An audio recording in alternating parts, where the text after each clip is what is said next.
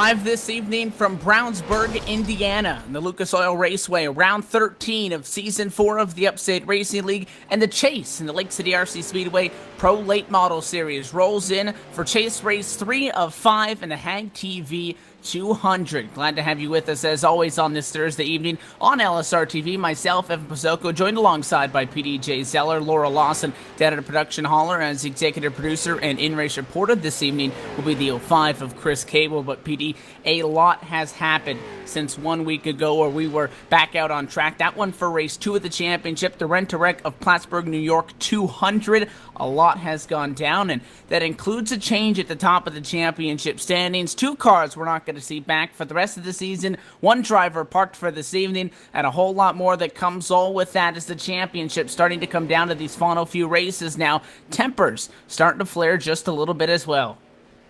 Yeah, after following week, you may remember the wreck that ended the race, the one between Justin Brooks and Justin Fuller.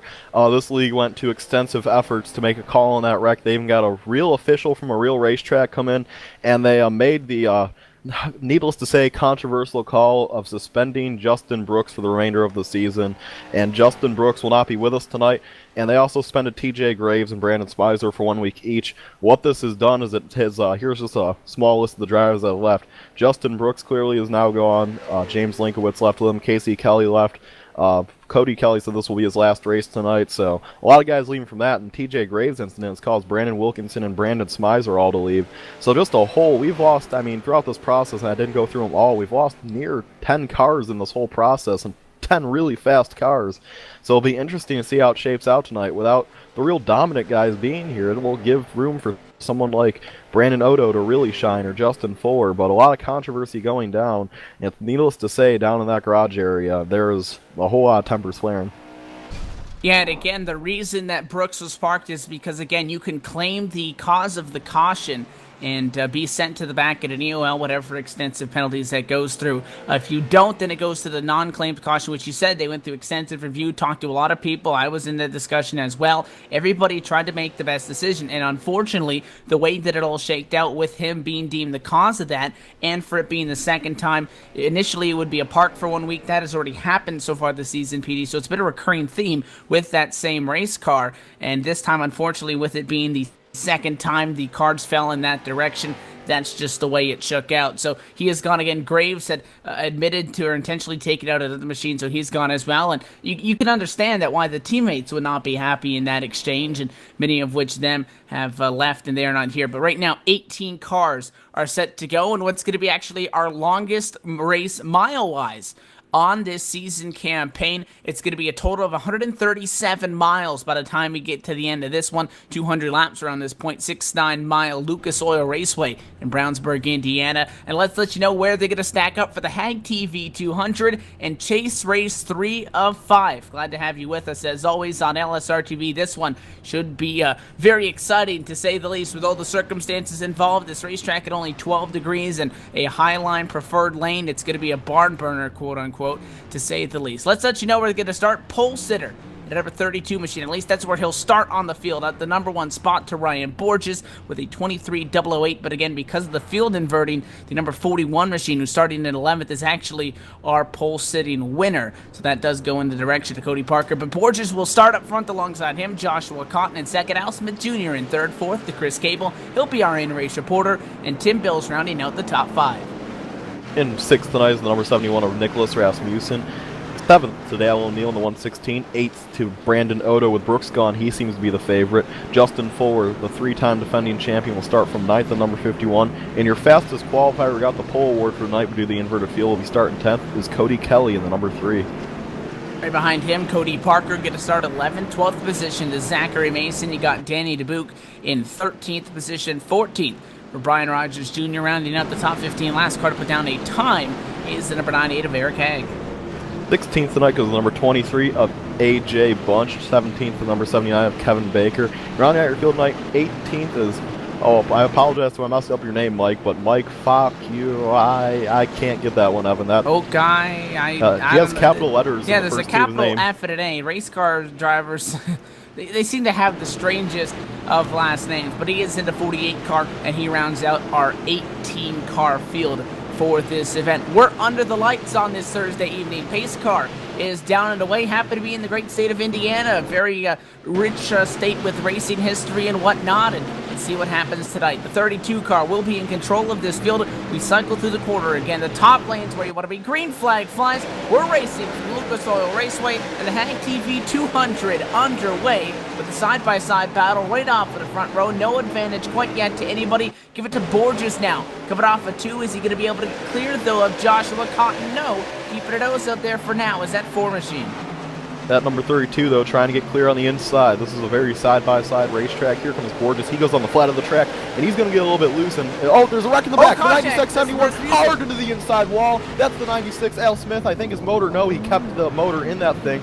But already in the race, Nicholas Rasmussen and Al Smith with heavy damage and caution out on lap number 2.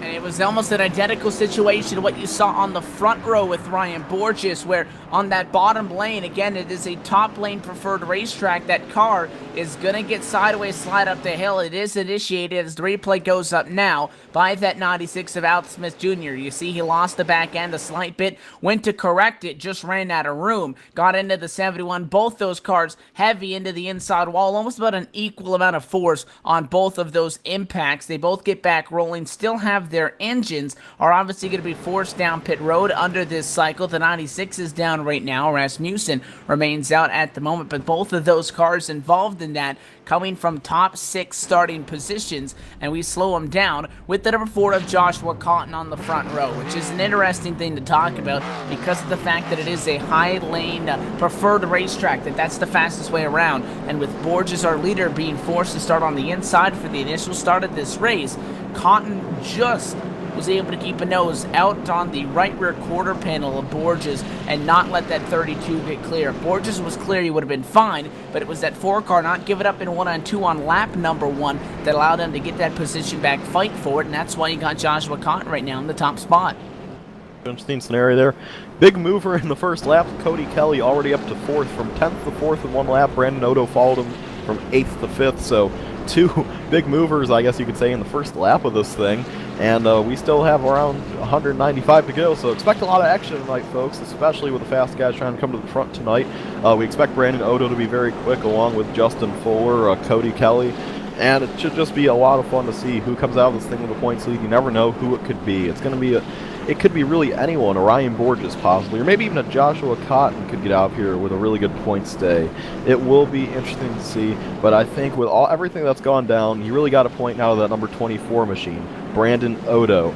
Odo is probably the new favorite along with Fuller to win this title, and by good means too. He won last week in a very awesome race from Langley, and him and his bright yellow Rockstar recovery car, he has the 716 on the back of his car representing his area code, which is something very cool you don't see a whole lot of drivers do.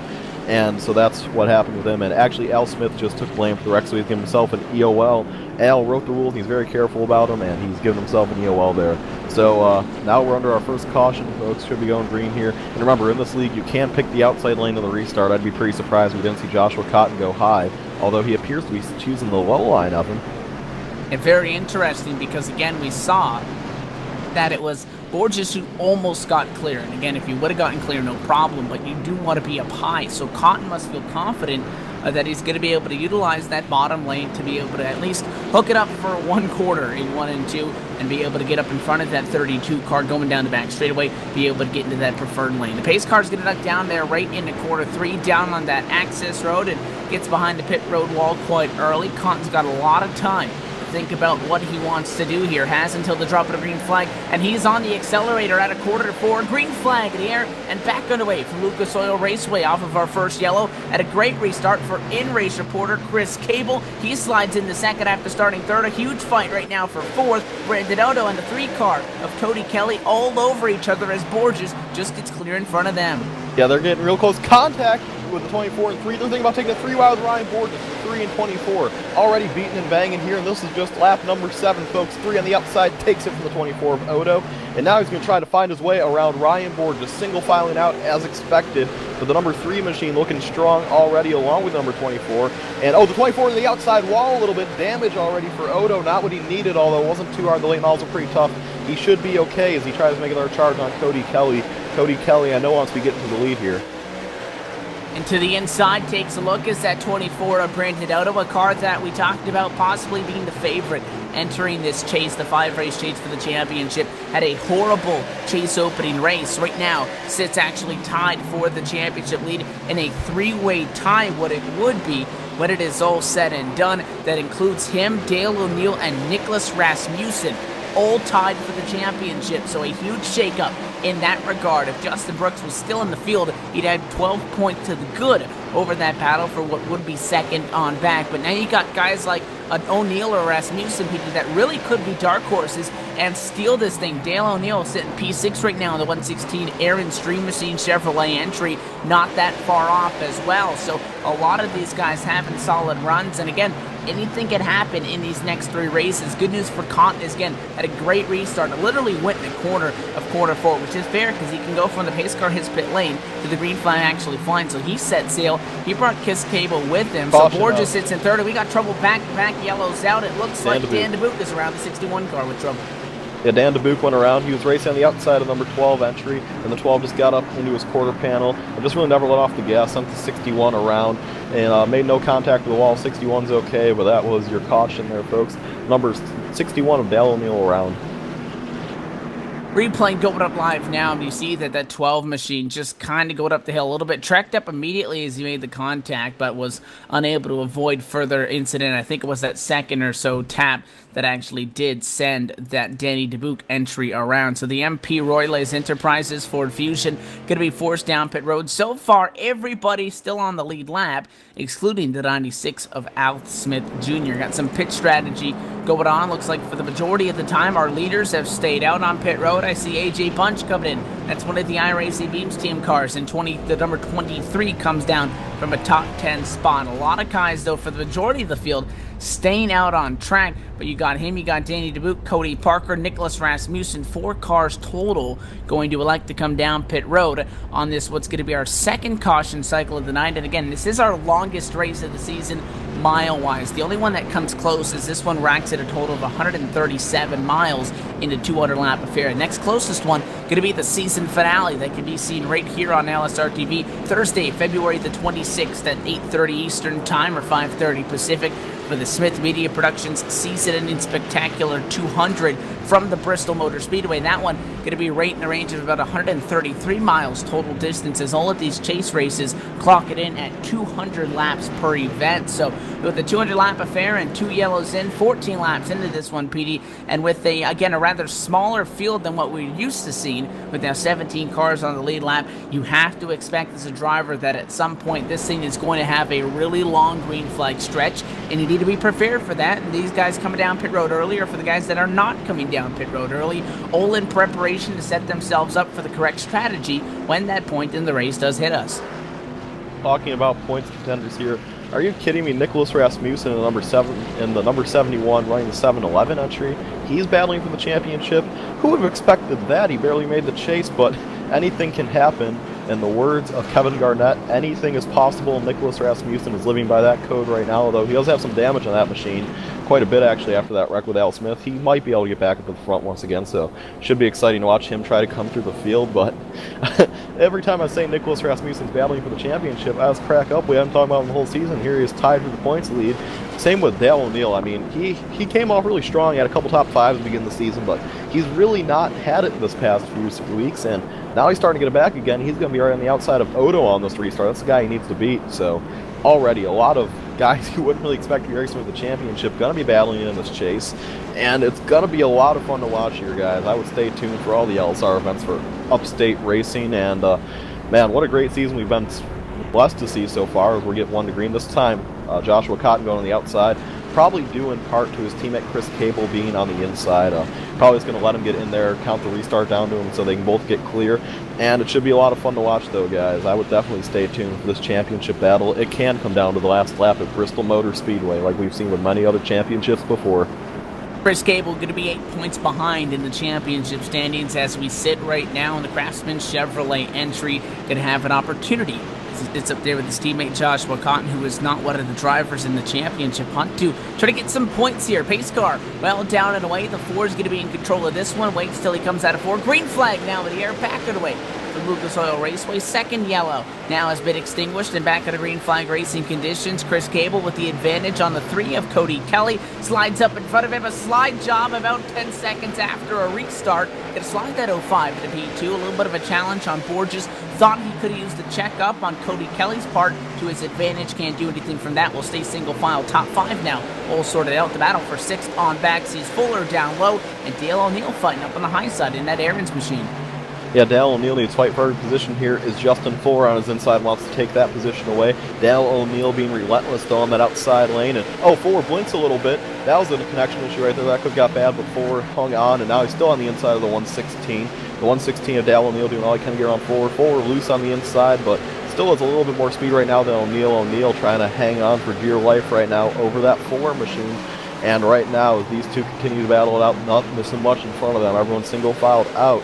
And as Fuller had another little connection issue there, is just trying to hang on to his machine on the inside of Dale O'Neill. O'Neill finally starts to make a little bit of ground on Fuller, but not a whole lot. So that battle's going to continue to rage on. Fuller got tight, so out of turn number 4, it's going to be close, but I believe Dale O'Neill might be able to get it this time, although Fuller's hanging tough.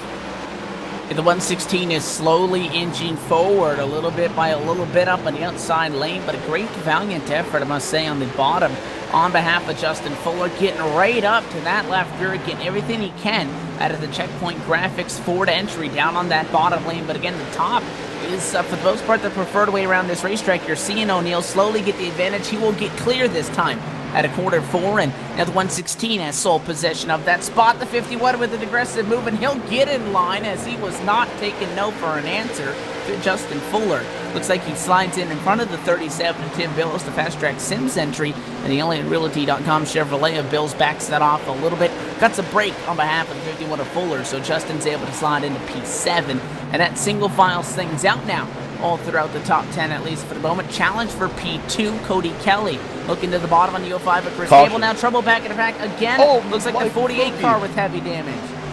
Mike Fuki with a ton of damage. We're going to have to see what happened there. He was battling out turn number 4 with the number 79 Ken Baker. Hit the outside wall, came down into Baker, and then overcorrected into the outside wall, spun that machine around. The 12 of Brian Rogers hit him head on, blowing Mike Fuki's motor. And Mike Fuki's going to be out of this event, and Brian Rogers might have engine damage with his motor. So Mike Fuki, once again, I apologize if we're skewing your name up here, but that's the best I can guess. But tough break for Mike. Yeah, so the 48 of the Mike Fossey entry with damage. He's got a couple of donuts on the left side of that machine. He's bringing it down pit road, which again, you do have to enter pretty much on the inside of quarter 3 as heavy black smoke pours for the back of that machine. We're working under our 3rd caution of the race, and we're going to take our first yellow flag of the evening. Step away for a commercial break. You're watching Chase Race 3 of 5 at round 13 of Season 4 of the Upstate Racing League, the Lake City RC Speedway Pro Late Model Series. More action from the HAAGTV 200 coming up this evening. Stay tuned, a lot still to come. Simulated racing can be awesome, but it can also be kind of a free-for-all. Interestingly, auto racing faced the same problem in its earlier days. Whether it was on the back roads, the beaches, or the city streets, the racing was fun. But there was always a certain level of chaos and danger, until some folks came along and put some order to all of this. Stuff like official racetracks, regulations about weight and equipment, and enforcement of standards. That's what gave us high-speed excitement, fast-paced action, and photo finishes. That's when racing became racing. The guys over at iRacing.com have made the same transformation in the world of sim racing. Sure, they've got the most accurate tracks and realistic cars out there, but that's just the start. See, iRacing analyzes the performance and results of each driver in every race, so you can be sure you're always placed in races where the competition will be tight, and that those reckless drivers who ruin it for us all are kept in the pits. Not to mention that with over 45,000 active members already in their vast community, you can find races day and night, so you can always get in on the action. You can even join a league of your favorite series. And since updates are always automatic, you don't have to worry about software and can focus on the track. Zip up your fire suit and check out iRacing.com.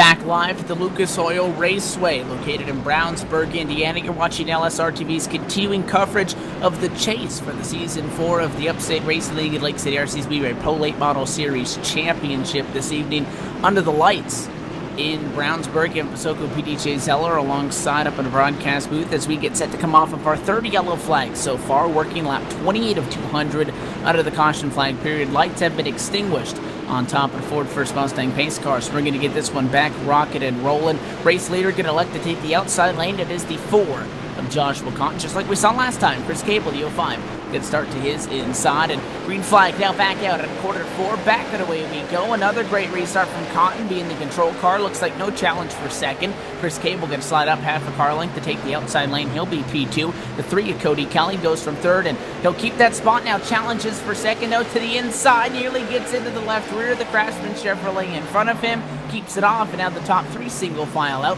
First battle on track is for 4th. That is 2 of our championship drivers. The 24 of Brandon Odo down low. Ryan Borges and the JD Marketing entry up high is the challenger.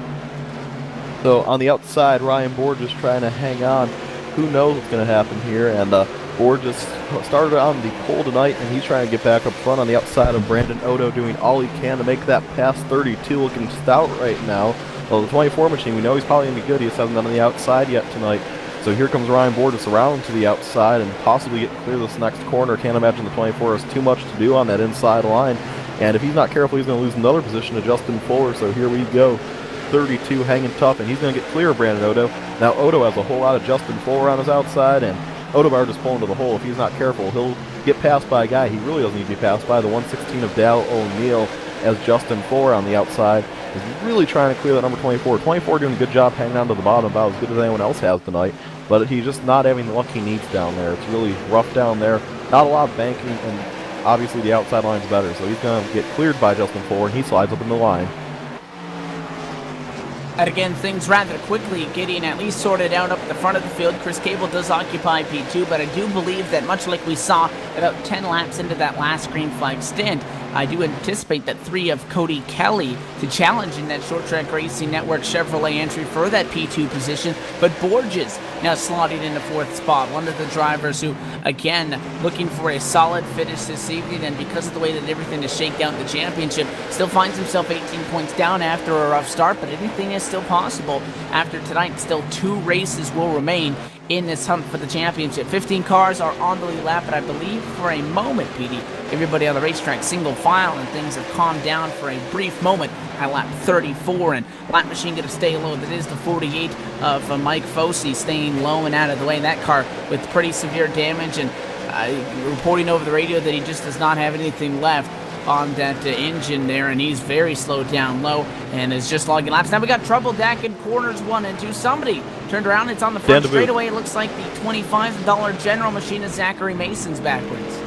Yeah, the 25 machine coming out of turn number 4, hit the outside wall and came down Dan DeBuke. Second time that's happened to Dan tonight, and sent the number 25 around. Dan DeBuke made no contact once again, and the 25 took a hard hit there. I want to talk about Mike Spooky a little bit. As you guys see the replay, I wanted to mention the reason he got back on the track after blowing his motor. Historically on LSR, we would talk about people blowing their motors when the race are done.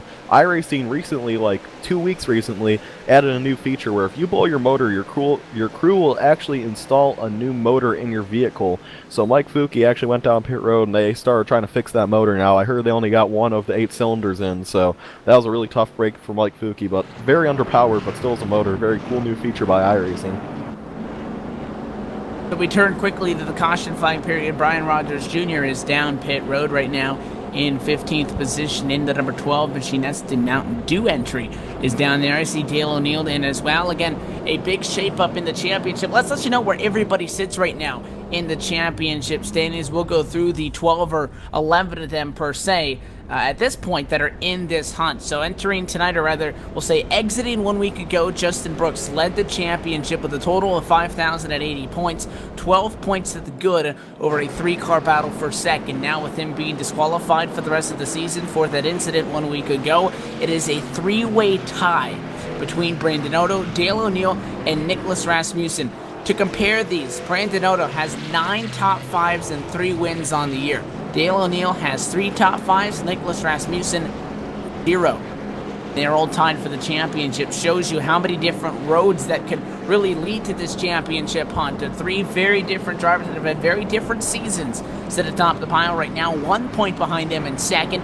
Chalmers Parker sits, and then 4 points back is going to be the Justin Fuller entry in fifth. Again, the three-time defending champion looking to get back up into the mix. Then you got guys like Chris Cable, Ryan Borges, AJ Bunch, Al Smith Jr., Joshua Cotton, Matthew Wright, and company sounding out this field. It sits about 11 cars throughout it, but things are just so jam-packed, PD, with the top 5 separated by only 4 points. Yes, with the top 5 only separated by 4 points. Yeah, it's really anyone's still championship. I'd put Chris Cable up in there too, Ryan Borges and Al Smith Jr., along with AJ Bunch, Joshua Cotton, and Matthew Wright. I think they might all be a little too far back to compete for this thing, but speaking of Odo, O'Neill, Rasmussen, Parker, and Fuller, and Cable, I think all those guys have a legitimate shot to win this thing.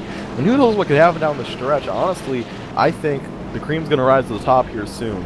And honestly, this title is going to be probably, if I had to pick a championship right now, I wouldn't be able to do it. I'd think maybe Chris Cable, but Fuller's fast, Odo's always fast, and Cody Parker's always fast too. It's just really one of them things where it's almost impossible to pick who's going to win the title right now. But sure going to be fun when it comes down to see who actually does bring home the championship at Upstate Racing. They fought all season, 15 races in total when they're done, and it's been a long ride, and I'm sure these guys can't wait for it to be over because it gets tiring when you get this late in the season. And some guys, like if you're an Al Smith, you just want next season to start once again as we get ready for another restart. Joshua Cotton taking the outside lane. And this should be exciting, though. The championship battle, like always with short track racing, can and will be controversial if the championship contenders get near each other.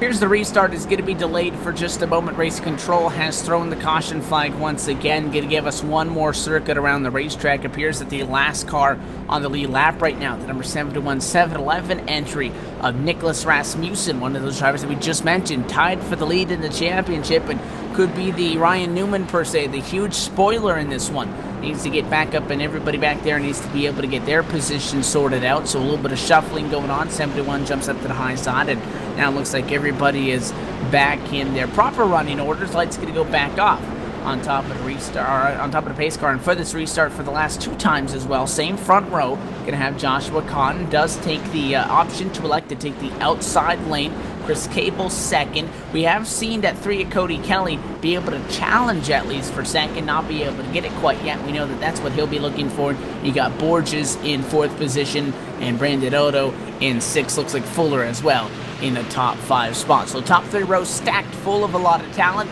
Let's see how they shake this one out. Restart coming up with what's going to be 159 laps to go for the Lucas Oil Raceway. 4-car in control hesitates on the accelerator. Green flag flies for the flag stand, and back and away we are from Indianapolis. And Cotton to the lead in the 05 easily in second. This time the challenge is though for second. It looks like Cody Kelly's going to have the advantage on that bottom lane. He'll clear Ryan Borges. This Borges has company, the 51, with a little bit of net code error there. Justin Fuller having some electrical issues as he blinks in and out a little bit from P5. P5 right now, and that's a good battle. But on the racetrack, everything is heated up right now. 51 is attempting to try to get underneath 32, will not be successful, so no immediate side-by-side battles until you get back to the number 23 of Anthony Bunch, and that clears up. So absolutely no side-by-side battles right now for anything relevant. And as Al Smith Jr.'s motor has just went south, he can get that fixed, but up front, the battle for the lead is tight. The 4 machine of Joshua Cotton barely leading over his teammate Chris Cable. And with Cody Kelly waiting in the wings at a very tough track to pass, it has to be scary with him there, because you know if he could possibly get by these two, he's going to be really fast, because anything is possible here at IRP, especially if he gets by these two up. And you have to expect he might pull away a little bit. He seems to have a very fast car, but he just cannot find a way past these two as he looks for another opportunity around Chris Cable. He's having a tough time though. Yeah, and he's got to work again on the inside unless he's able to pull a wicked slide job. 05 pushes it a little bit too much, and as we're side by side for second, somebody is around in the back. It looks like the 48 of Mike Fosse is turned backwards. That's the Chevrolet entry. Is slow right now at a corner 4, and did make some contact with the 25, or the 25 actually initiating it. Zachary Mason, 4 laps down, and was trying to make it through a rather small hole on the outside, but did clip that fence, came down the slightest bit, hit the 48, and with the steering not quite centered in that exchange, the Mike Fossey machine when he went to save it, gets turned around back up into the outside wall, and caution flag will ensue from that as he coasts down with no engine, trying to be able to limp it back to his stall. So we slow him down once again, nearly at the quarter distance mark in this race. I want to take this moment to talk some track facts about the Lucas Oil Raceway, located in Brownsburg, Indiana. The Lucas Oil Raceway at Indianapolis, as it's known, has a capacity crowd surprisingly large at 30,000 people. It's actually owned by the NHRA, interesting note in that, but a race surface is an asphalt surface at 0.686 miles, so 0.69 miles in length, 4 turns, banked at 12 degrees. It does not feel like 12 degrees of banking when you're out there, but you got to, again, run right up against the fence in that. And it's a very interesting road course, or rather race course as well. This racetrack does also include a road course and a drag strip on the same site, but the Lucas Oil Raceway has become quite an interesting track, PD, in the iRacing official series with late models and things like that, because of just the way you have to race it, and I think that's kind of what we've seen so far. Yeah, and it's been a very interesting race so far up to this point. With the wrecks we've seen, you have to expect them to calm down soon. There's only been an 18-car field here. You have to expect them to get organized at one point or another here. And truly, I do believe these guys will get together soon. They're down to about 15 cars on the lead lap, only about 13 competitive ones, so eventually they will get single filed out, and they will start racing very well here. Just waiting for a battle for the lead to ensue. We haven't seen one in quite some time with the leader starting on the front row. First car to officially take it behind the wall is Mike Fossey. Tough break for him there. Just had a rough race, blown his motor twice. I feel like the crew said, Mike, we don't have any motors left to put in your car, and they just took that car back to Mike's hometown. So Mike is off the track, heading back to New York now, as we still pace here from the Indianapolis Raceway Park, otherwise known as Lucas Oil Raceway. And the interesting note, a lot of people refer to this as the Indianapolis Raceway Park still from back in the day, because this used to be that until 2010 when it was bought by the NHRA, like Evan said, and became Lucas Oil Raceway, and they actually have a dragway out back where they do the races, and I know Evan touched on that. So just a very good track, and NASCAR is continuing to bring more series back to this track. It's starting to make a resurgence in ways for NASCAR, Evan. It's been fun to watch this track come back, and certainly these late model guys know how to put on a good show here. And there's a lot of different events that take place here, again, in real life as well. A very popular track on the iRacing sim. Not one of the newer, I guess we'll call it, tracks, but it's still fairly relevant as far as newness to the sim and whatnot. It has been a while that it has been out, but it's not some of the official tracks that were from way back for years and years and years. But it is a very interesting racetrack, the way you got to run it. It's very difficult as well. And these guys are running what, again, is a fixed setup. And what that means is everybody out there has the same equipment. There's no teams that have a technological advantage. It's driver out there, which is why you'll see them practice so much throughout the week. And it's a fixed set for everybody. Everybody's got the same set. So the league has worked on it. They've taken a set that they feel provides the best racing. That's what you have to work with. And again, you're so close to it. Tonic mentioned the 05 of Chris Cable as we get to the goodbye cream again. He nearly took out the fence, which allowed that 3 of Cody Kelly get back to the inside on him. Again, you're just so close on that line. You don't want to hit the fence. You'll get stuck in it, and you could easily lose a lot of time. Pace car is now well down and out of the way. We wait to see what the 4 car does. Accelerates about the same point as he has the last few times, and beautifully executed as the green flag flies. No trouble for Chris Cable to get into second. Challenge for third. Borges just peeking to the outside on the 3 of Cody Kelly. Can't make anything come from that. Actually, Kelly takes peek to the inside on Cable. Nothing happens there. He slots in front of the 32 of Borges, who has company Justin Fuller, who don't want to say he's really been quote-unquote quiet so far this year. PD does sit with 1 trip to victory lane, 4 top 5, 7 top 10s, but really needs to get going here if he wants to get this championship, and he's digging right now down low for P4. Yes, he's on the inside of him, and now battle for second and gain of form, but still side by side for that third position, actually fourth, Ryan Borges. Then he gets into the 51, Justin Ford. Ford gets loose a little bit down the track. Ford still trying to get away around that number 32. I think he has a very fast car right now, just cannot find any way past this Ryan Borges entry. Ryan Borges on the outside doing all he can to hold off Justin Ford. Ford making him work for it right now, though. Borges has to be careful because if Ford gets around him, Brandon Odo is just 1 position away from it. So as these two continue to battle for second between Chris Cable and the 3 of Cody Kelly starting to calm down a little bit. Ford dives it deep into the corner. Can he get clear? No, he's just going to get door even with him, and that's not at all what he needs right now. He's going to get a very poor run off the corner, and he's going to lose the position to Ryan Borges and possibly Brandon Odo.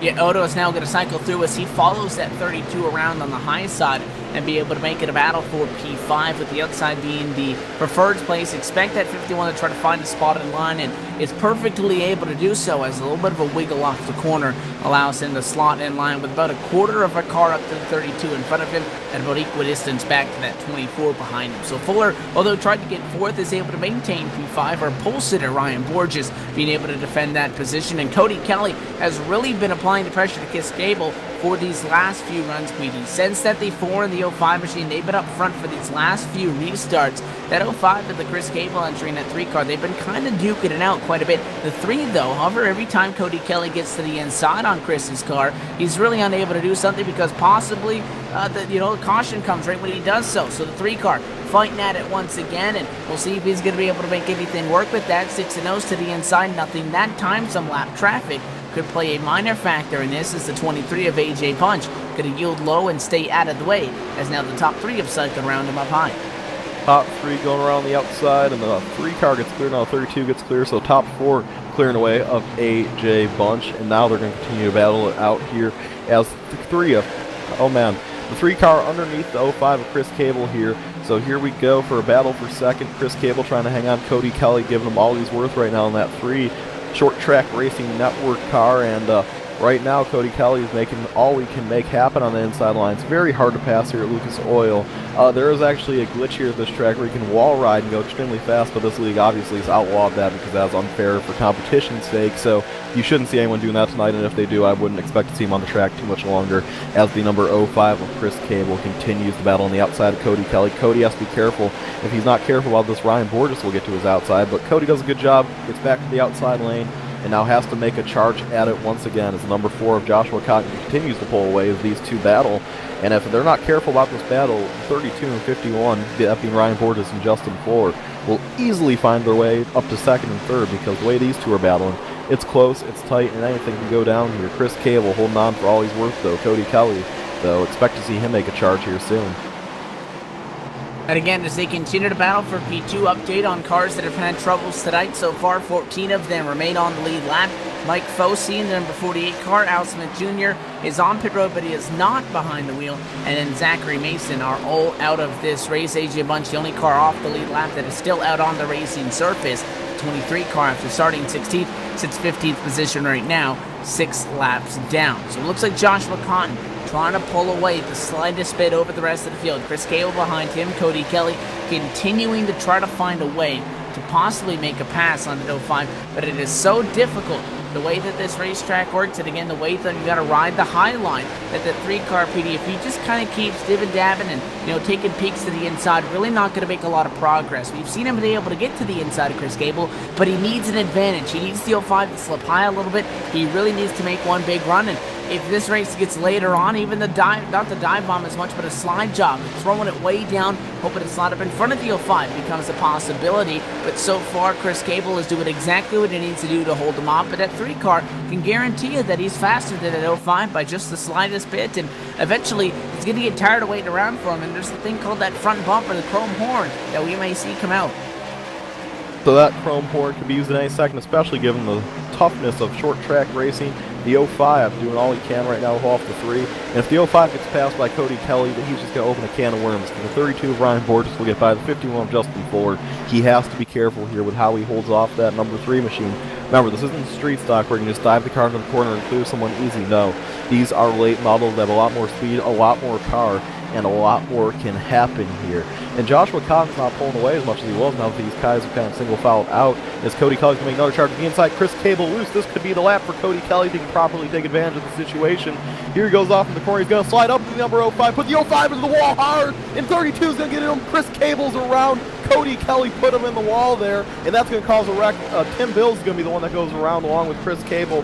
That brings out the caution here from Lucas Oil Raceway. So Tim Bills is around, and the big story in this is that Chris Cable, championship driver, entering tonight in a P6 position, 8 points off of him, is going to be taken out for what at the time is going to be P2, just past quarter distance in this race. And I said it, that eventually he's going to get tired of waiting around, and you can blame it on that 05 saying, well, you should have just let him go, because that's what happens when you hold somebody up. But again, at the same time, the 3 car did show a fair amount of patience till it went to the inside, slid up just enough, and put that 05 machine into the fence. Fuller just got around it. Brandon Odo as well, PD, with front and rear end damage. So 2 championship cars going to get some damage in that exchange on the hand of the 3 machine. Yeah, it'll be interesting to see if the 3 takes claim for this caution here. Like I said, this is possibly his last career Upstate race early in the broadcast. I'm not sure if he will. But we'll see what happens here, Evan, as he's going to continue to rage on here up front. And he hasn't taken blame for it yet, so I'm not sure if he will. But all the leaders come down pit road here, and we'll see who gets out first. Maybe there'll be a 2-tire call, who knows. But we're just waiting to see who's going to get out first, as they still put tires on all of their cars. And will be interesting to see who gets out of the pits first right now. Although here comes the number 79 around. And that 4 of Joshua Cotton got out pit road first, Evan, so that will painted the field up a little bit, although Dale O'Neill, Justin Fuller, and Ryan Borges staying out will shake things up a little bit more. And I do not see the 3 machine moving. I think he may just be done with this race, Evan. Yeah, and down in pit road is that number 3 machine at the moment. That again, the race control has opened the invitation to see if anybody is going to take the cause of that caution. We do want to catch up on the radio with our in-race reporter to get word on what the 05 saw behind the wheel in that one. We're going to try to pull him up on the radio. It's Chris Cable, it's M. Soko, PDJSL in the booth. You got a copy? Yeah, I got a copy. We were following that battle for second for quite some time, but it looked like you got a little bit of assistance into the fence on that one. You got some damage. What went down there from behind the wheel, and what's the current situation for the team? Well, temperatures are a little hot right now, but that's short track racing for you. Yeah, me and Cody Kelly were racing for a long time there, and I just got doored. That's all there is to it. Just got doored. How's the car, and do you guys feel like you're going to still be able to be competitive? Only 8 points out of the top spot, the championship entering tonight with the way everything has shook out over the past week. Do you feel like you're still able to capitalize on tonight? Let's see here. Competitive for this race? No. We're going to try and do what we can. For the championship, hey, we'll just do damage control. All right, well, before we let you get back down there, I know you're in the stall right now. Anybody want to thank sponsor shout-outs, any of that, as we work under this caution flag period? Yeah, I want to give a shout-out to my team, No Luck Bandits, Al Smith with Upstate Racing League, and you guys for what y'all do, K&M Racing Series and all that. Seems like an unfortunately ironic fitting name, Chris. Hopefully we can still see you in the championship fight. Good luck getting what you can out of that thing tonight. Thanks for talking. Roger, thanks. So that is the driver of the 05, currently sitting P12 after he gets back out on the racetrack at a Craftsman Chevrolet entry, working with the damage that has been handed out to him via contact with the 3 of Cody Kelly, who looked like one of the fastest cars in this race, was getting up through the field, put the 05 in fence, never claimed the caution.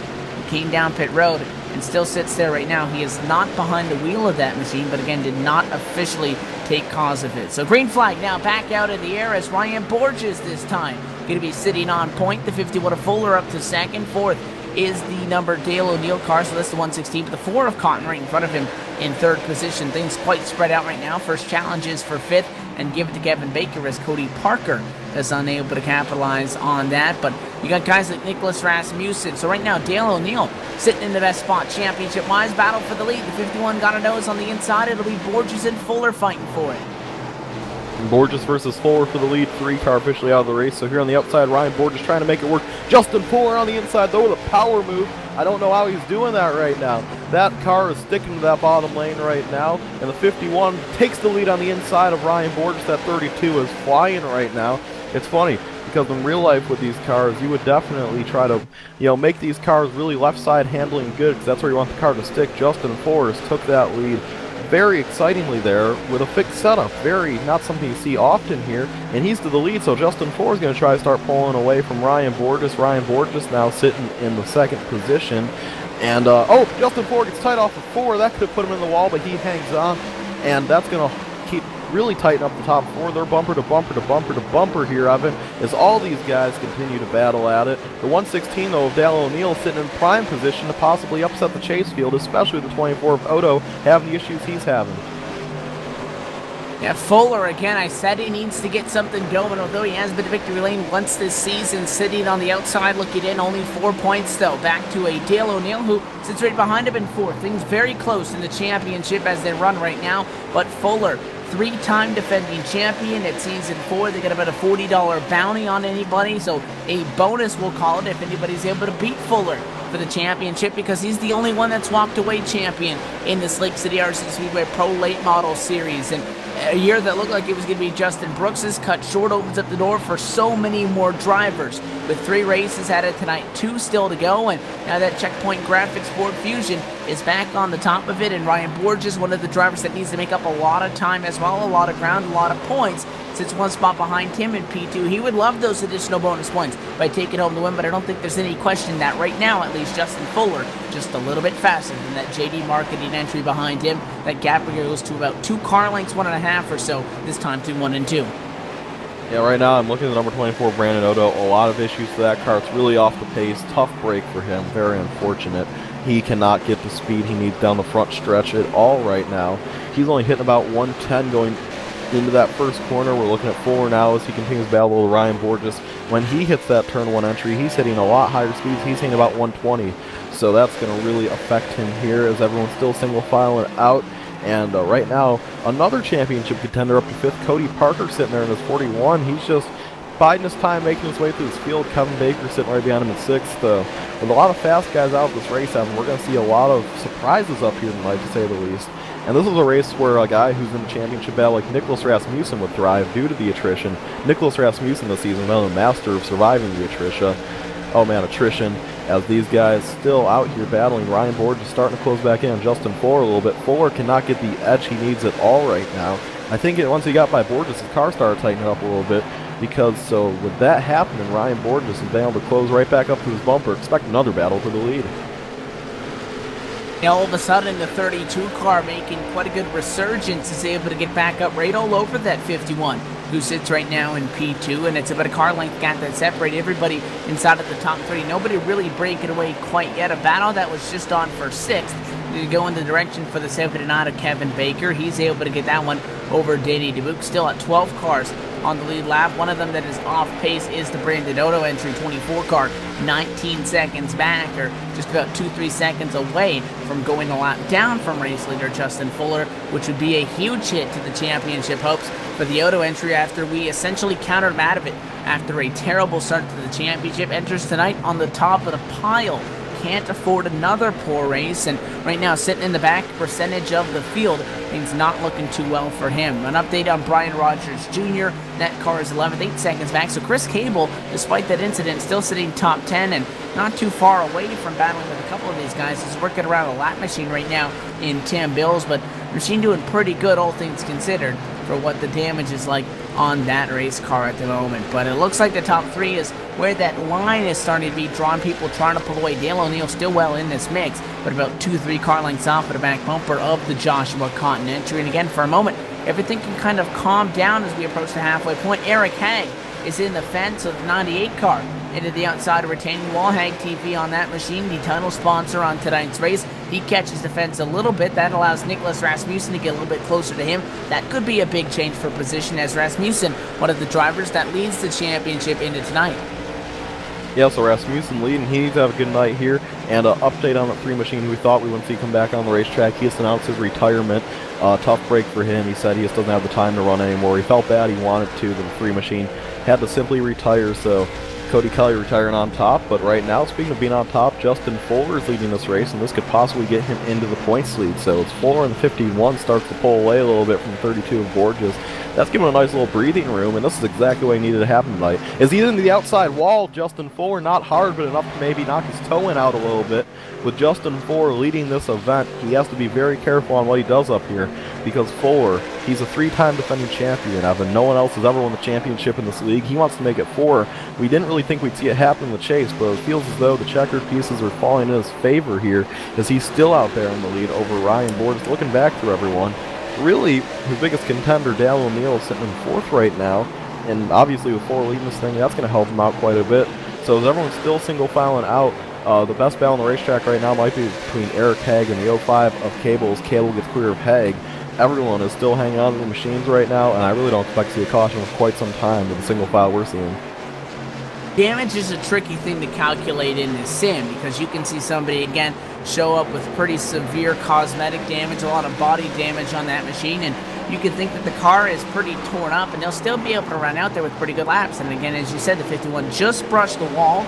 Doesn't appear that it's affected it at all, but there are situations where you can even hit another car, hit something on the racetrack that hits you right in that tire, can knock the toe out or even knock the axle out on these machines. It's happened in the past, and it can really affect your damage as well and affect how that car handles. So it looks like Fuller, he was able to get off quite well in comparison to how that could have ended. But again, you're flirting with that wall. Every time you go through the corner, you're up there. You see they drift high a little bit, sometimes higher in the corner than other times, just trying to get whatever they can out of it. And it's a delicate balance, which is why you almost have a lot of control if you're a guy like Ryan Borges. Now, obviously, you want to be in the top spot at the moment, but he sits second right now. What he can do is constantly apply pressure, even if he's not to the back bumper of that 51 machine. We saw the 3 of Cody Kelly was just constantly putting pressure on Chris Cable. What that does is almost forcing that car in front of you to make a mistake, catch him glimpsing in the mirror, catch him almost making you think that you're on the inside, stick the nose out. He might give you the position, but just constantly trying to do things speedy to keep that guy's eyes busy.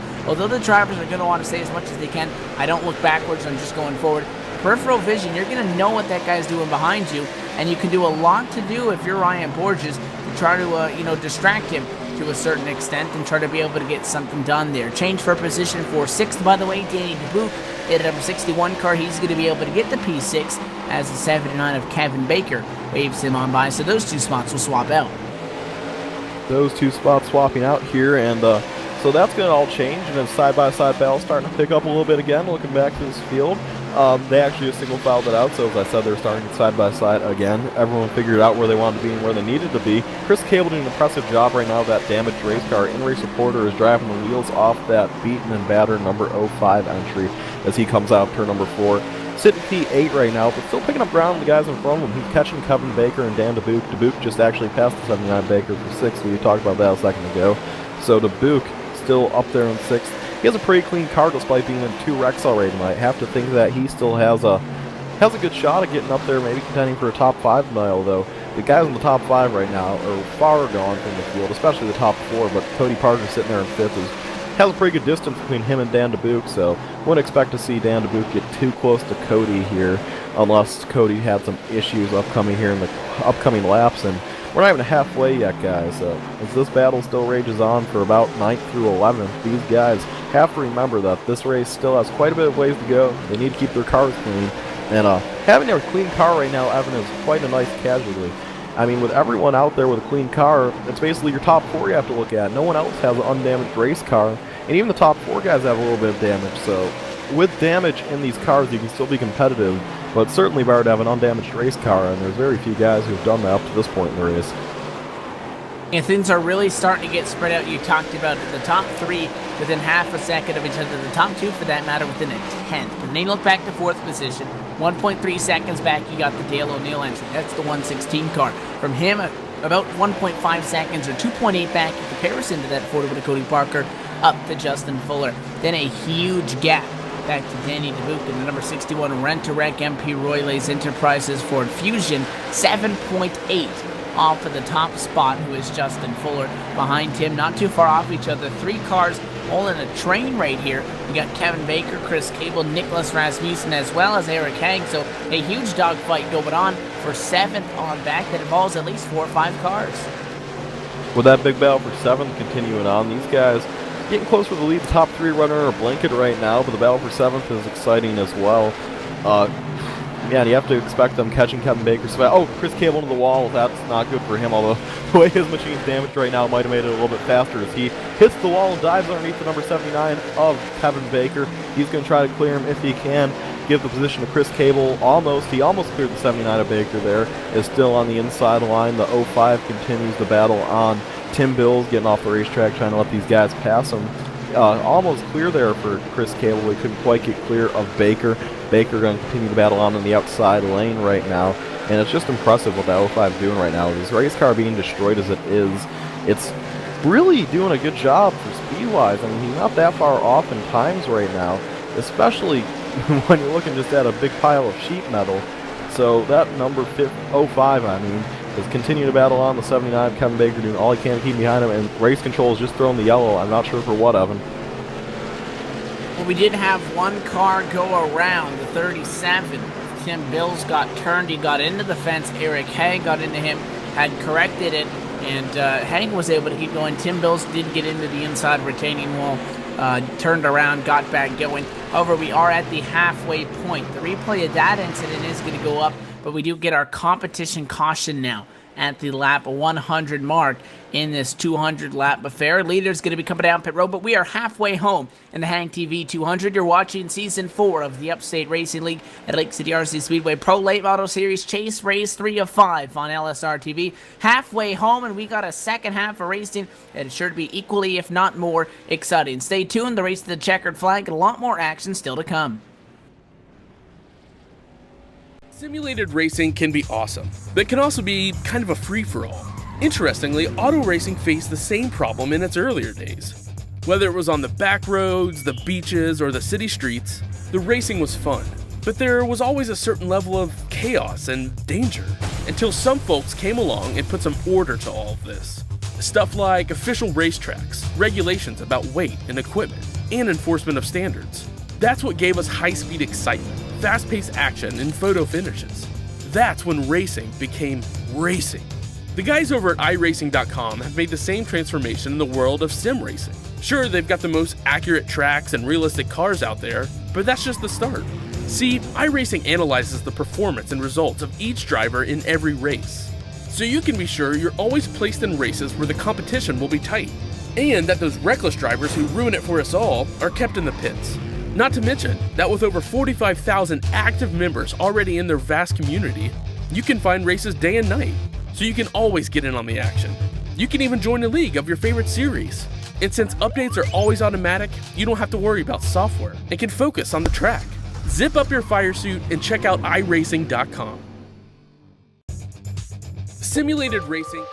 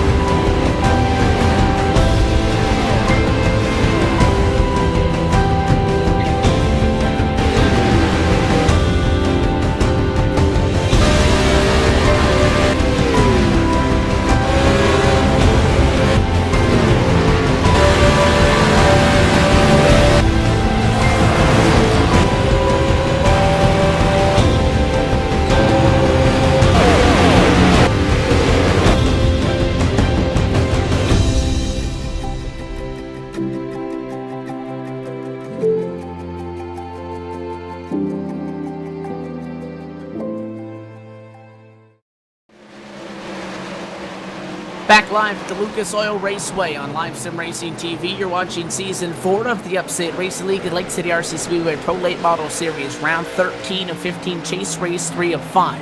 HAAGTV 200 from Brownsburg, Indiana, the Lucas Oil Raceway. Glad to have you with us on this Thursday evening under the lights. Evan Pasoka and PDJ Zeller up with you, and back at the green flag conditions after the halfway point competition caution. And race leader Joshua Cotton now going to be taking 90 laps to go this time around, PD, but we are past the halfway point. Let's give you the full field rundown presented by title sponsor tonight, HAAGTV. It's been in the YouTube business since May of 2014, providing high-quality gaming entertainment videos. Join Eric Haag on YouTube and also on Twitch for gaming videos for the PC to Xbox platforms. If you're a fan of gaming, this is the channel for you to check out. Find Eric and HAAGTV on YouTube at youtube.com/user/HAAGTV, Twitch at twitch.tv/HAAGTV, and Twitter at HAAGTV. That's HAAGTV. So right now, race leader, as I mentioned, Joshua Cotton. A good battle going on for P2. These guys have been going at it for quite some time. Justin Fuller has it, and P3, Ryan Borges wants it. He's right behind him. Fourth position, Dale O'Neill and Cody Parker right now rounding out, as they said, the top 5. Sixth right now to Chris Cable in the 05, charging hard in that damaged machine. Seventh to Brandon Odo in the 24. Eighth to the 79 of Kevin Baker. Ninth to 61 of Dan DeBuke. And rounding out your top 10 is number 71 of Nicholas Rasmussen. Continuing on to the field, P11 is that Eric Haag entry who just clips the wall as I click on his name coming out of the corner. Last car to lead lap, P12 is the 12th.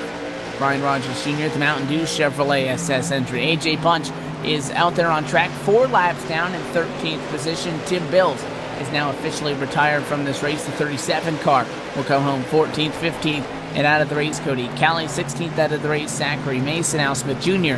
down on pit road, but essentially retired from this race. 17th position, 73 back, and Mike Foke sits in 18th position and out of this race. So with the exception of one car, everybody off the lead lap is out of it.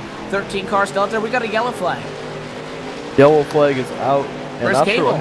Chris Cable again, tough break for the 05. He was already pretty destroyed, and that might have just harpened his night even worse. Insult to injury for the 05 of Chris Cable. Had some assistance coming out of it, but it was essentially self-inflicted. Was battling with the 24, Brandon Odo, knocked the fence down off the corner, and as they came together coming off the 24, get it into the left rear of that 05 machine. Did cut it close enough to the point that I feel even if that 05 didn't catch the fence, Odo may have gotten into him anyways. Was probably anticipating to be clear, but gets that left rear. Chris Cable caught the fence, bounced off down into him, goes around, and the Craftsman machine comes to a stop into corner number 3. Now the 05 machine is going to come down pit road. Looks like the 12th of Brian Rogers Jr. is in. Rasmussen down on the pit lane. You got Danny DeBuke in there as well. About the last 5 cars on the lead lap right now. Back down pit road for service, this time at the lap 116 marker in this 200 lap, and again clocking in at a total of 137-mile affair. So just a slow-moving event here, but expect the pace to pick up any lap now as these guys out here all still giving it 100% here, and really this is about the time when they need to get going, so I expect to see a lot of guys start making moves and such. It's really hard to pass here, and you have to expect pit stops to maybe one more, if even that, so at this point in the race, a lot of guys are going to be starting to try to make their way up to the field, so expect even more action, although about 13 guys left in the field, about maybe 8-7 competitive cars left. You're going to see a lot of controversy in battles, in championship clutches coming through here, and who knows what's going to come down to late in this event. But one thing for sure, Joshua Cotton is leading right now over Justin Fuller, and Ryan Borges in third. I mean, it's going to be an epic podium battle. Dale O'Neill's not slow by any means either. Same goes for Cody Parker.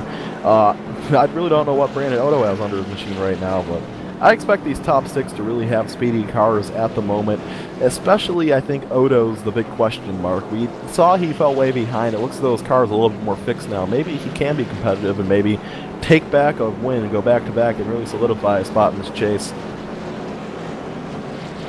Want to take this opportunity to talk about our UpstateRacing.com last week's results. Check them out online. It's the league website for all the information, things from the homepage, schedule, standing, histories, rules, and applications.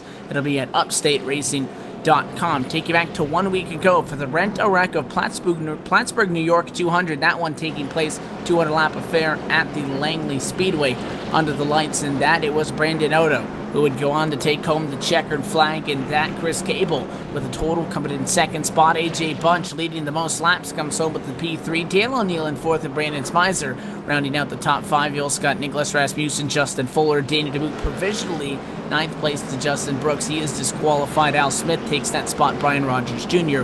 would round out the top 10 in that race.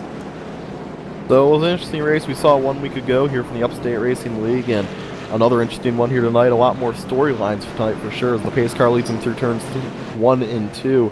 With Joshua Cotton leading this thing, I have to expect him not having any affiliation with Justin Fuller for this restart to be wide open for Cotton. We'll see what happens here, though. Anything can happen, and normally in short track racing, it does happen here, guys.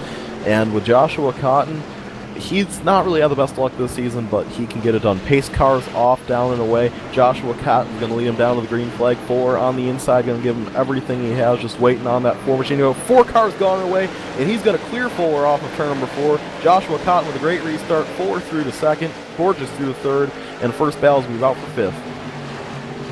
Everybody single filing out quite quickly up front. Single file now all the way to the top 5. Dale O'Neill gets 4th, 5th position in favor of Brandon Odo. The challenge on behalf of the Ford with Cody Parker getting to come up just a little bit short, and that car's going to have to settle for, at the moment, P6. As everybody on the lead lap entirely getting single filed out already. Chris Cable involved in that incident again is going to get even more damage, which means even more of a hit to his championship hopes. Entering tonight 8 points in the negative to the top of the board. That is a 3-way tie for the championship lead. Could have a great night, was sitting second, got assisted into the fence on behalf of the 3 car, and is now back and is doing, as he said, damage control for the rest of this race as he sits in P12. But all over the back bumper of Joshua Cotton is Justin Fuller. Same thing he was doing the Borges PD about 50 laps ago, putting the pressure on him. Finally was able to make that pass, and now he's trying to do the same on Cotton. 6-0 to the inside, and it's a fight for the lead. The checkpoint graphics, 51 down low. The trickiest thing here at this track is he goes up the track almost in the 4. He's going to get loose. Borges almost gets to the outside. Fuller checks up, and he's going to hold up Borges, so he's going to hold on to the second position. One thing of this track that if you're a real mastermind at intimidating somebody you can do like Fuller is, you can get up against him, bump him a few times, and then look low. And what that does is you try to pass him low. Like, for example, Cotton would try to pinch him low on the apron. And that's the worst thing for Cotton to do, because he's taking away any chance he has of getting a good run off of corner number 4 or 2. It's letting Fuller really do what he wants to do. So the smart drivers here, you'll see, when Fuller applies the pressure, he'll stick to the high side and not try to pinch him down low and continue to get the good run that they would normally get. So this is a really mental track. You got to be prepared for everything. With guys like Justin Fuller, you truly have to be prepared for everything, as Joshua Cotton's still leading this event. Over the 51 machine, they're starting to pull away a little bit from Ryan Borges and Dale O'Neill now.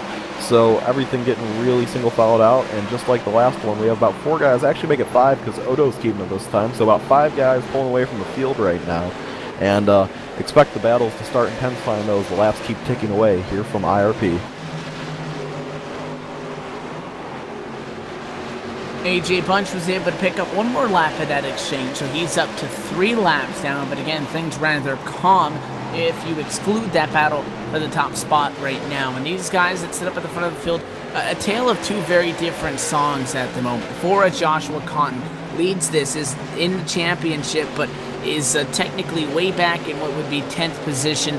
However, only 20 points out of it could really advantage him. Wow, the 51's going at him to the inside. Fuller, 1-2 shots at him that time in the door. Fuller on the flip side of that coin. We're bouncing off each other now for the top spot. A huge hit, and Justin Fuller misses the 4 car up at the groove, giving him the top spot, and now Borges to the inside. Wow, not the first time we've seen that happen tonight inside the top 3. And now just like that, the 4 looks like the slowest car in the top 5, and he's going to lose another position to Dale O'Neill, possibly to Brandon Odo. Odo's going to keep it behind the 4. So the 4 from the lead to 4th just like that. And Odo to the outside wall hard. Cody Parker's caught up through all this controversy up here.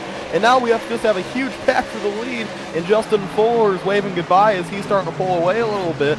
So Justin Fuller, like that, from the lead, from second to the lead, and Cotton from the lead to about 4th, and maybe going to lose that because I think Odo's a little bit faster right now. Odo's going to dive to the inside, the 4 machine, on that outside lane where it's preferred. Although I don't expect Odo to give in really easy here. I'm sure Odo wants every position he gets because he needs to get up there and contend with Fuller. He cannot watch Fuller walk away too much longer.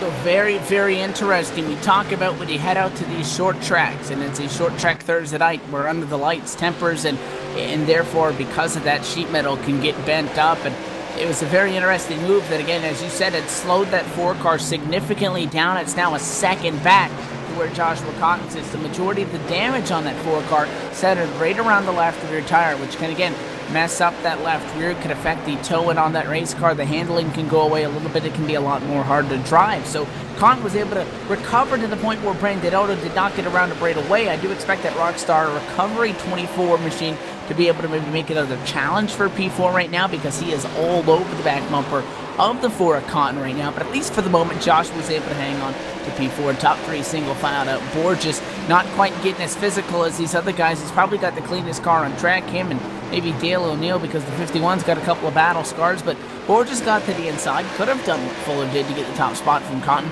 He's playing it a little bit conservative right now, PB. Maybe trying to hang off and keep that 32 car in a pristine condition, because still just under now 70 laps to go in this race.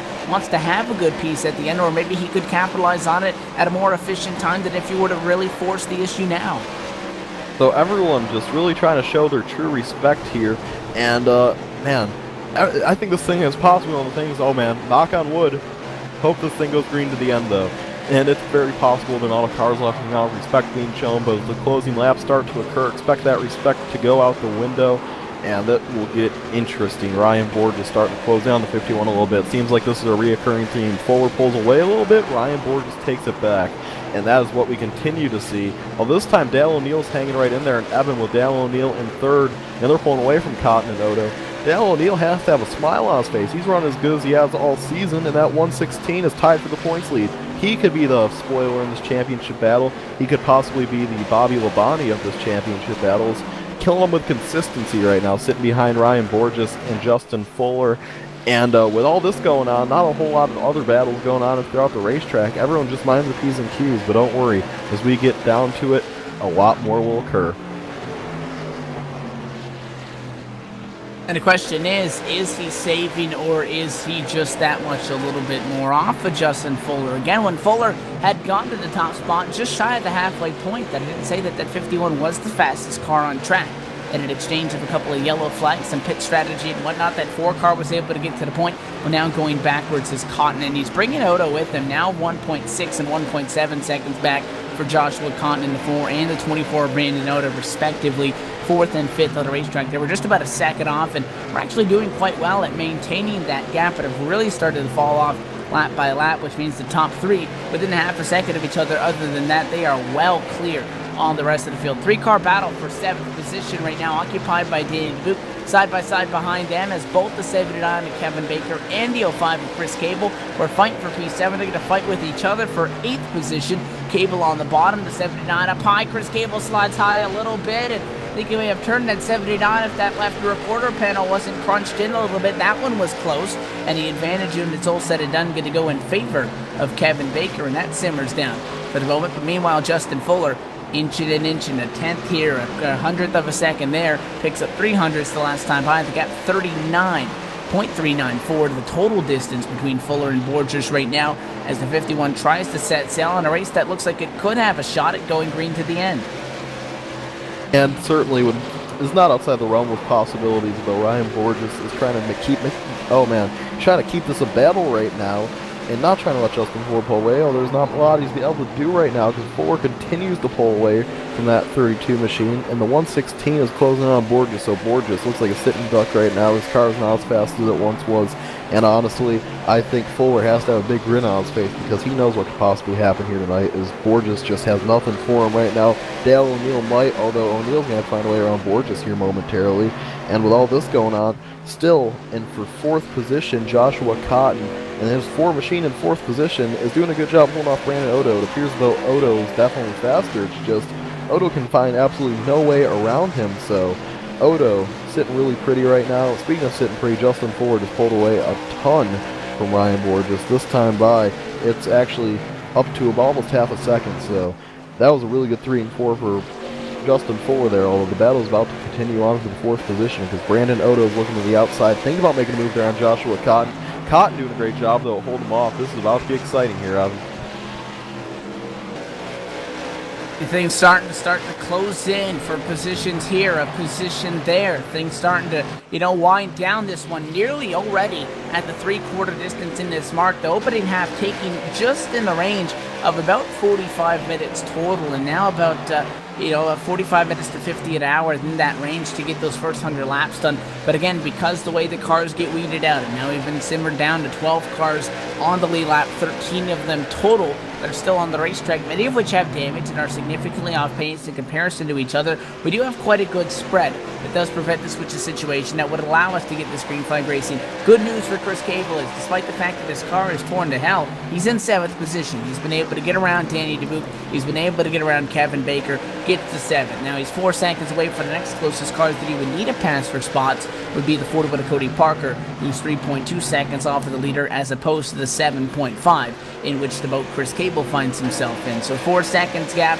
probably not going to happen, but 7th is pretty good considering what that machine looks like. It's still in the top 50% of the field, and when you're put into a situation like that, we have damage, and you're not going to be competitive for a top 3, even a top 5, circumstantially depending. You got to feel pretty good about where he sits right there, despite the what-ifs PD that he's asking himself, that he was second, and the fact that he could have taken home this one, could have been right up there in the championship battle, but he's doing quite a good job of damage control. He's doing a wonderful job right now of damage control, and it's just impressive to watch.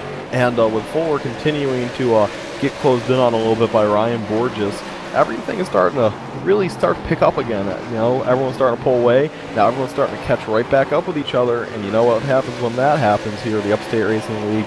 A lot of exciting side-by-side action. We're about to have one here. Nicholas Rasmussen, the 71, Eric Hagen, the 98 machine, and 10th right now, looking to pick up 9th. Seems a lot faster than Rasmussen right now. Here he comes. He's going to try to get to the outside instead. Bumps the 71 and checks up. Interesting tactic there. The 71 is so slow off exit right now compared to the 98. I think the 98 could get underneath him and make the pass right now, Evan. And he does. Here comes to the inside Eric Hagen, the number 98 entry. He's going to try to get around the 71 of Nicholas Rasmussen. So the 98 of Haig seems to be able to have an advantage here, although he will not get one. The 71 does get a good run off of 2 that time, although Haig just has to stick with it down here. Yeah, Haig has made a couple of comments on how his rough night has gone. The left side of that machine is not all that bad, but the right side of it has some pretty significant battle scars. He wants to get around Nicholas Rasmussen, and this is a huge position for Nicholas because he comes into this, but again, tied for the lead in the championship, which was quite exciting to see how that all shook out, again at the expense of Justin Brooks being suspended from the top of the ladder, but a 3-way tie for second, and 1 car right behind him where it would have been 5th position, now up at the top spot. It's in trouble for the 98 of Eric Haig. He'll clip the fence, coming out of 4, back end first into the outside retaining wall, loses a little bit of time, not much more damage than he already has, but does slide it back about 3-4 car lengths off of the Nicholas Rasmussen entry, so now the upper hand goes to the 71 team. But again, battling going on up inside of the top spots. We've seen it for the lead for a couple of, quite a good amount of this stint, and Borges not falling back at all on Justin Fuller. He remains only 3/10 back, but we are 3/4 distance this evening from the Lucas Oil Raceway, and located in Brownsburg, Indiana, for Season 4 of the Upstate Racing League and the Lake City RC Speedway Pro Late Model Series. We will step away one more time as the green flag action continues here. Justin Fuller leads. Who walks away with a HAAGTV 200? Do we see a late race yellow or drama? It's a close fight for first, and we'll follow this one all the way through to the checkered flank once we get back. Stay tuned.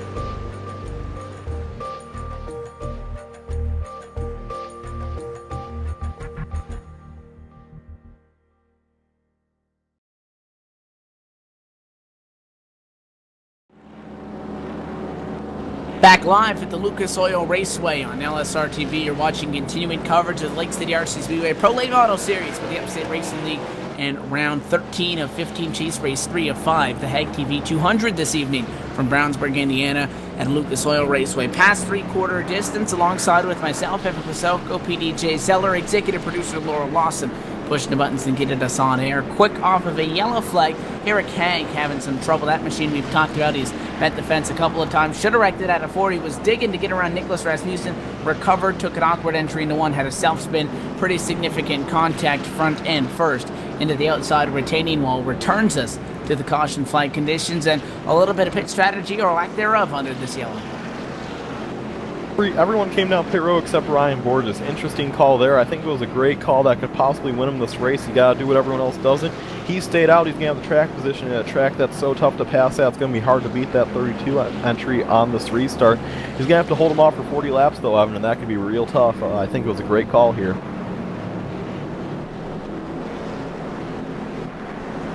That is going to put Borges to the top spot. Now, how well is he able to hang on to it? Again, he was struggling to keep up with Fuller when they were on equal tires. Now Fuller going to be back and forth, a little bit better tires. You got guys like Joshua Cotton. Dale O'Neill right now sits second spot. This could be huge because he's tied with both Brandon Otto and Nicholas Rasmussen for the top spot in the championship. If he's able to win this race, that would be huge because that would be his first win on the year. It would be his fourth top five if he's able to at least maintain where he sits right now. And again, could go into the final two races sitting atop the pile. And you know what? Don't want to say it's a bit of subpar year, but I know that it has been solid for that team. He made the chase, which is his goal, but I know that he would have liked to be in victory lane a couple of times. And he's been dapping at it, but he's not been able to put a whole race together. Things just don't line up when it's all said and done. And this could be that race that he's been waiting for as the lights go off in a pace car. It's going off in the pace car. We'll see what Ryan Borges can do here. And, man, this is going to be exciting. So we're going to see what's going to happen with number 32 and 116. Ryan Borges is certainly going to give it all he has here, although who knows what will happen because Dale O'Neill's going to be on the side and Ford is going to be right behind him. Borges has to be keyed in here. He has to be tuned in, and he has to be ready. Pace car leads him down. Pace car off at the field is in Ryan Borges' hands. Will the 32 machine hang on? Who knows? Here they come through turns 3 and 4. Borges just waiting to go. He waits, and he jumps on the gas. Green flag waves, and Borges has gone it away. He gets through clear to the lead. Now it's going to be a battle for second between the 51 of 4 and the 116 of O'Neill. And if you're Borges, you don't want to see Ford get clear, but I think he might. And Borges, he's going to be able to get that job done. Adios goes to 32. JD Marketing entry now. Here comes Fuller, started fourth on the outside of row 2. He's going to be able to slot into second because things are not working in favor of what Dale O'Neill would have liked to see. He is struggling to maintain pace on that bottom lane. The 24 of Brandon Otto going to put the pass on him as well. Surprised that Dale didn't try to get in line that time by. He's able to kind of keep the battle to the inside on Brandon Otto. 24 slid a little bit wider than he would have wanted in the middle of the corner. Got a great run off and forcing his way into a spot is the 116. The Ford of Joshua Cotton checking up, gets the right side of that car into the fence, and nonetheless it does get Dale back in spot. It'll go from second back to fourth. Now challenge for the top spot. That tire strategy is absolutely not working. Look at that 51 flying around him. Justin Fuller, goodbye. Checkpoint graphics to the top spot. So Ryan Borges trying to battle for the second position here. This tire strategy might still get him the second position he was going to get anyways, as he's on the outside of the 24. I'm not agreeing with the call anymore. I don't think this was a great call. I don't know what Borges' crew chief was thinking here, as he's still on the outside of the 24, and the 24 Odo will clear him. So Borges is in a lot of trouble here, Evan, and this tire strategy is not working out for him. He's just going to have to try to hold off Dale O'Neill. If he can hold on to a third here, I'm sure he won't be too upset, but man, I'd hate to be the crew chief of Ryan Borges right now. He has to feel really awful. Yeah, I don't know who made that decision. That is beyond me, but it is not working out. He may try to utilize an opportunity in the rest of this race if he can get a yellow to possibly pit, but that would put it back to 10th, which is right now the last spot on the lead lap. Dale O'Neill, who was super slowed down low, he is now fighting to try to get around that 32 of Borges. You got Dale O'Neill there, the 4 of Joshua Cotton, so Borges really struggling to try to maintain pace right now. And again, he does have the preferred lane, but the 116 down low is about equally as fast, if not faster. So it looks like that the gamble, and again, was second, could not find a way around Fuller. Had to try something, and it does not look like it's coming to fruition because the inside cars are now passing. So Ryan Borges battling on the outside, still giving it all he has. dead even with that 116, although Dale O'Neill is going to be able to clear him. So tough break there for Ryan Borges. He has to check up big time. That's going to allow the 4 to get to his inside. So Joshua Cotton now down there battling, and things are not going well for Ryan Borges right now. He's continuing to lose spots in time. Joshua Cotton is going to try to get around him now. He needed to make that call with maybe 10 to go, and it would have worked out. He's going to clear Joshua Cotton, hopefully stabilize himself in 4th, and as the tires continue to get more equal, he might be able to get back up there and battle the 116 of Dale O'Neill.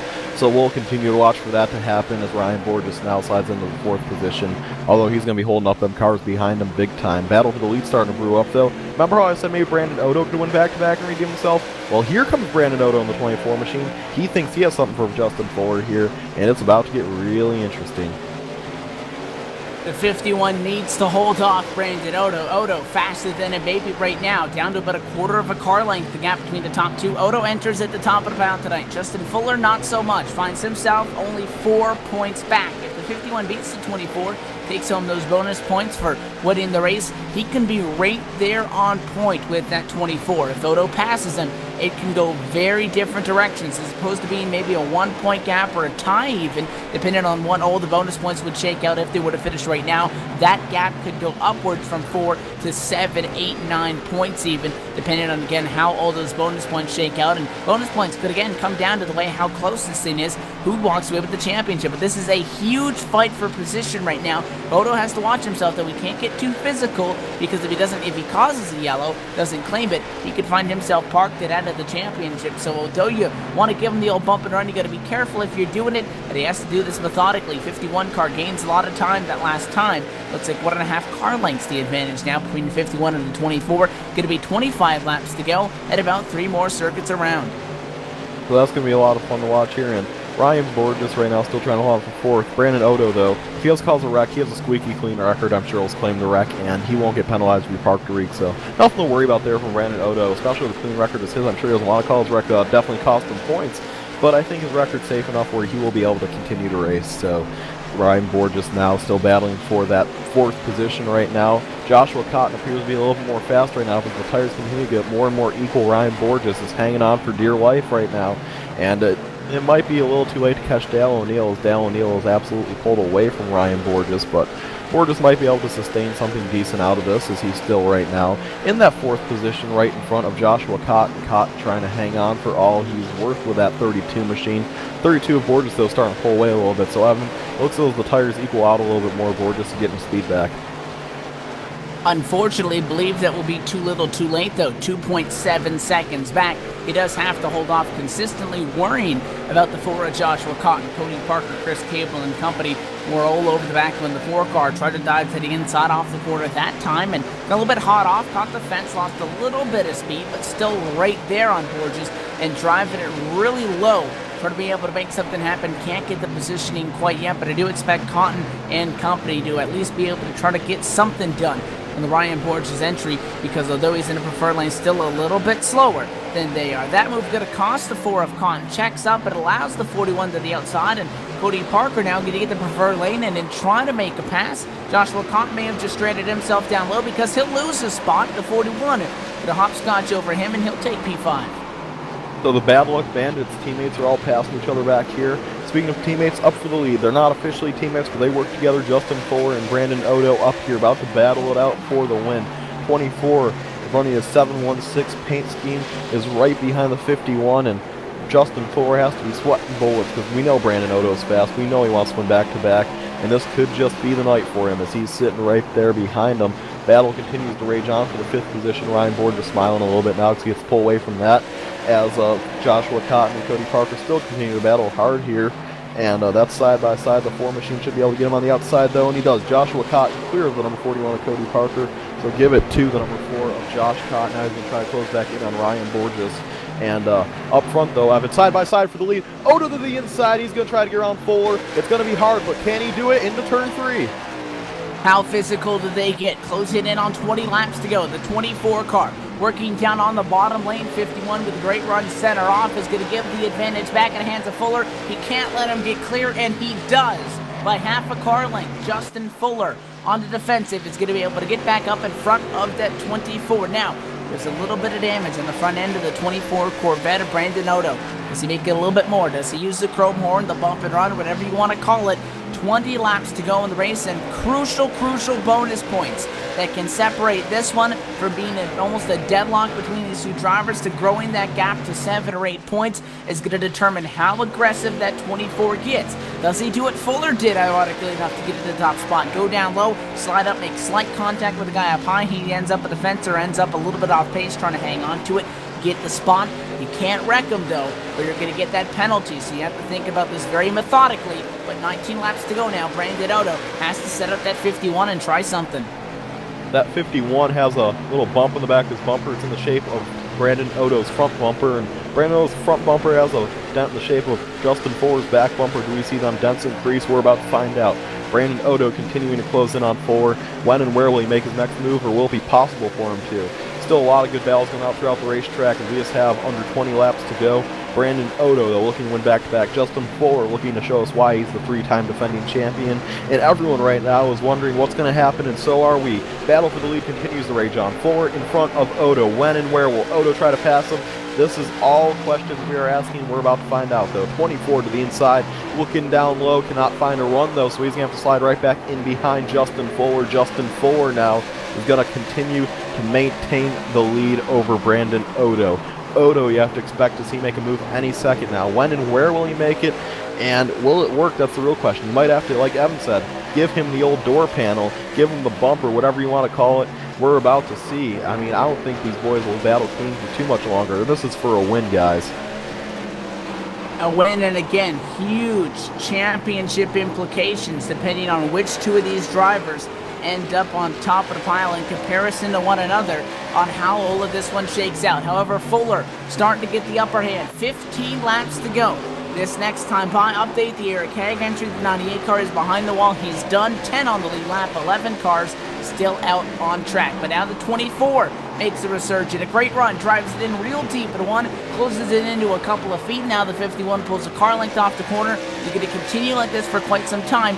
But how aggressive does that 24 make the move? We know he's going to do it at some point. At least he'll try.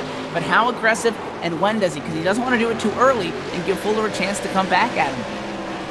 So everything right now is these two continue to try to battle it out. The Fuller's pulling away a little bit. Battling for the 4th position. Ryan Borges on the outside. Joshua Cotton the inside. Do they get physical? When will they get physical? And where will they get physical? As Ryan Borges wants to hold on to that 4th position. Cotton gets real tight off the corner. And Chris Cable on the wall. He's spun around. And it's a drag race for 4th. Although Cable's around. That doesn't bring out the caution yet. Ryan Borges diving in the corner trying to have the upper hand. No caution.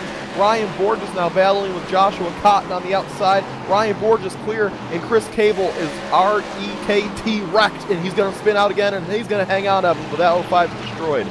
He's gone around twice after a self-inflicted error. Drove it in hard, bobbled up the hill, and there was a car behind him with nowhere to go, and he's around twice, but no caution. He was on the racing surface, but well clear of the top spot, so we stay green. Lap car going to force the 51 of Fuller to enter the quarter lower. That's the number 12 machine of Brian Rogers Jr. Last car in the lead lap. He'll drop one down and leave with 9 on the lead lap. Not much changing at that exchange. If anything, a small advantage on behalf of the 24 camp and Brandon Otto closes in the gap just the slightest bit, but I think Justin Fuller starting to scoot away with this one, and when Otto was on the inside with about 25 laps to go, I said he can't let him get clear. I think that may have been his one and possibly only best shot at it, because the 51 scooting away per lap. Now 3-4 car lengths positive. In the rears is that 24 of Brandon Otto. This thing may be slipping away from him. And it may be slipping away from him, but that's just tough luck here. So this is we're about to find out how this is going to happen. And Ryan Borges slowing the outside. I don't know what's wrong with that machine. That machine is slowing. I think he lost power. What's wrong with Ryan Borges? Is he out of gas or is he out of power here, Evan? Are you hearing anything over the radio? He's slow. He is remaining high, and that thing does appear by the miles per hour that we're seeing that he is coasting back to what would be the pit lane. Everybody is now slowing down, and this race, it appears that it has come to a close on time. Oh my! And out of nowhere, Lord. Justin Fuller, something that we had not anticipated happen, Justin Fuller is going to win this race.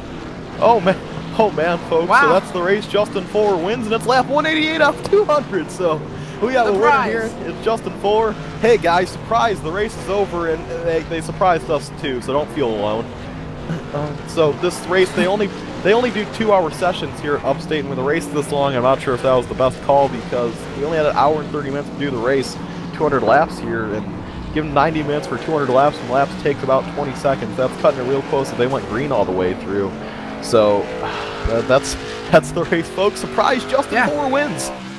But Brandon Otto did, or rather he couldn't let Fuller get clear at 25 to go because it was in fact 12 to go. He was unable to get the job done, and I still feel that Fuller would have won that race because he was starting to pull away. But you see that the checkpoint graphics machine, he's burning it down, and almost a shot because he's doing the Brandon Otto signature celebration, Petey.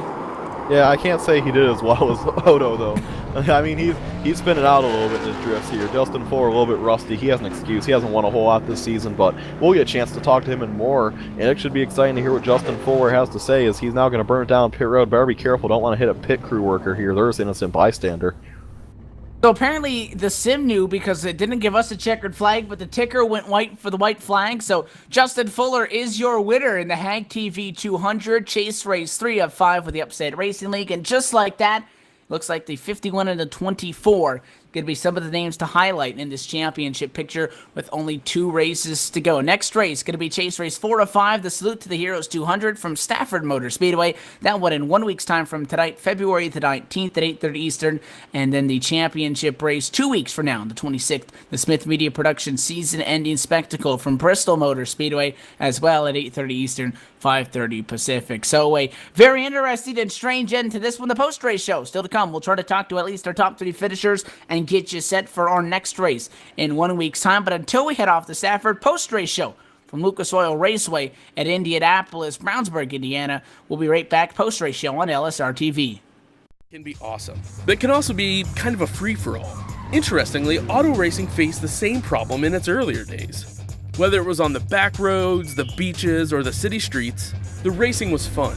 But there was always a certain level of chaos and danger, until some folks came along and put some order to all of this. Stuff like official racetracks, regulations about weight and equipment, and enforcement of standards.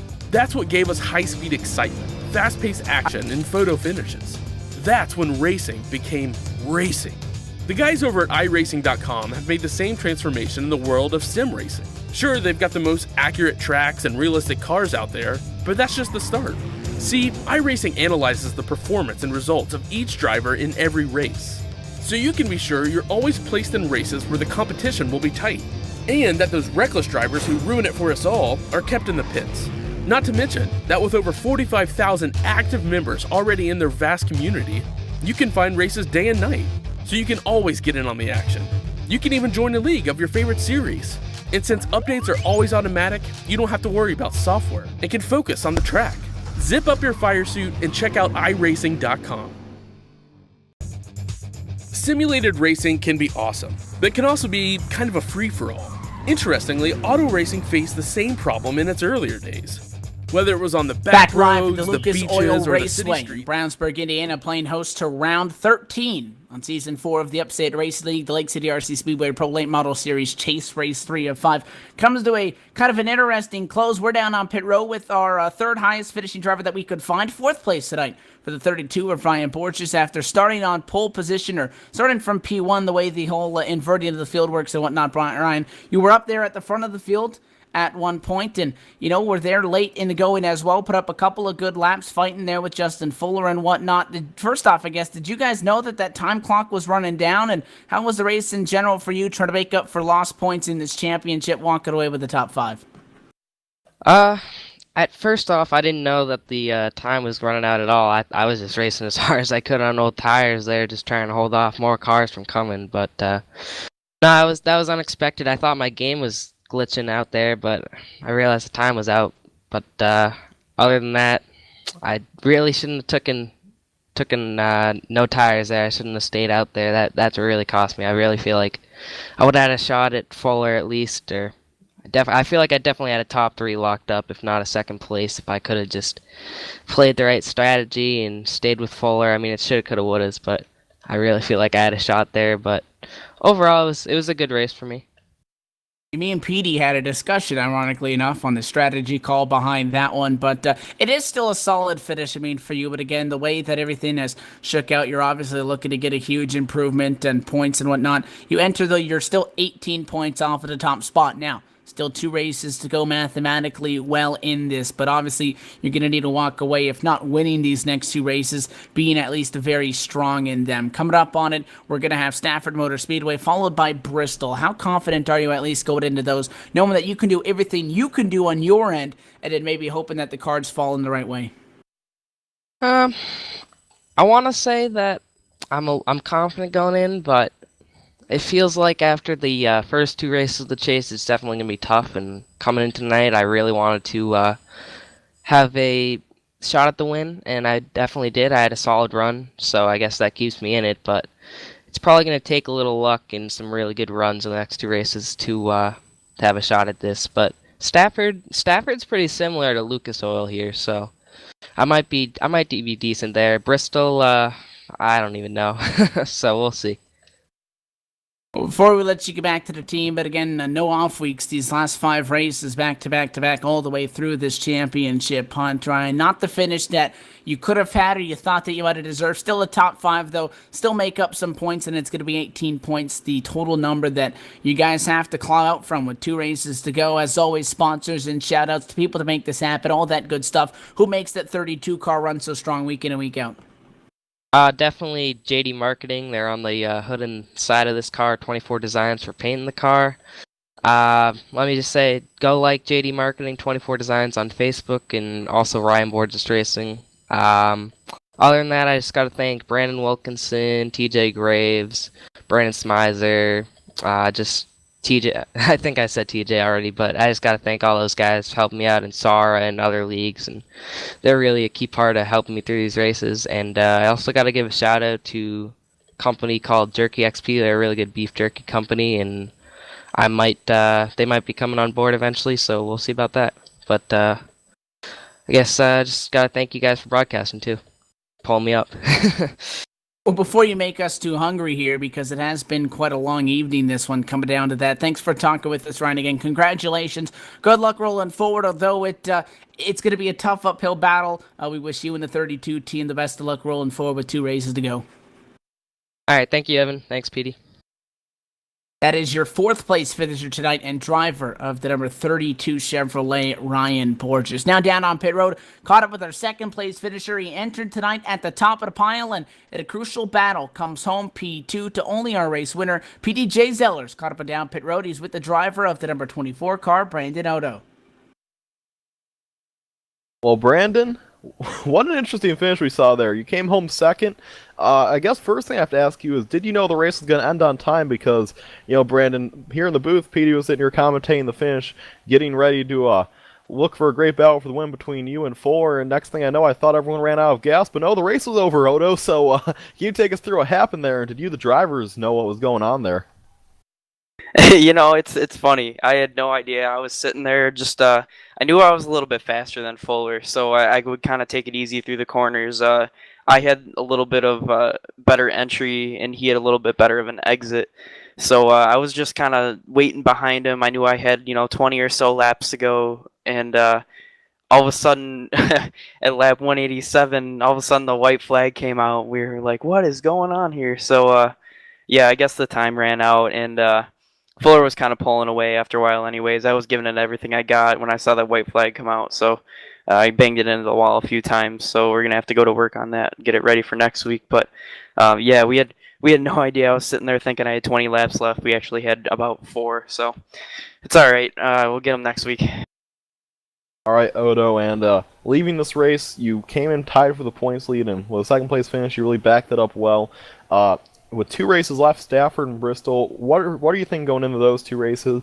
And for the first time, will we see someone not named Justin Fuller hoisting the Upstate Racing League Championship prize? Well, can it be Brandon Odo? Well, I'd like to say I'd hope that it's gonna be me, but it's gonna be a hard 2 races to get through. I mean, Justin Fuller is very, very good at Stafford, and I know that. And but the only thing is, I'm actually pretty good at Bristol. I've had Fuller's number a few times there, so I think these 2 races are going to be races to watch, and it's going to be really, really, really hard to get by Fuller in these points. I know finishing second tonight, sounds good, but Fuller was only 3 points back of me, and he led the most laps. He led laps, and I don't think he had any incidents or any penalty points, I should say. So I think he'll actually pass me in points this week. So I might actually be back to third. So I'm going to have to do some work to get by him.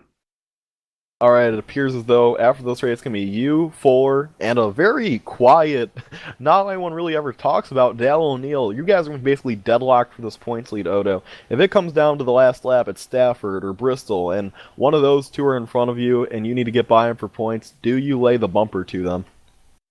Well, I've done it before, and I'll do it again. All right, Brandon, that's what the fans want to know.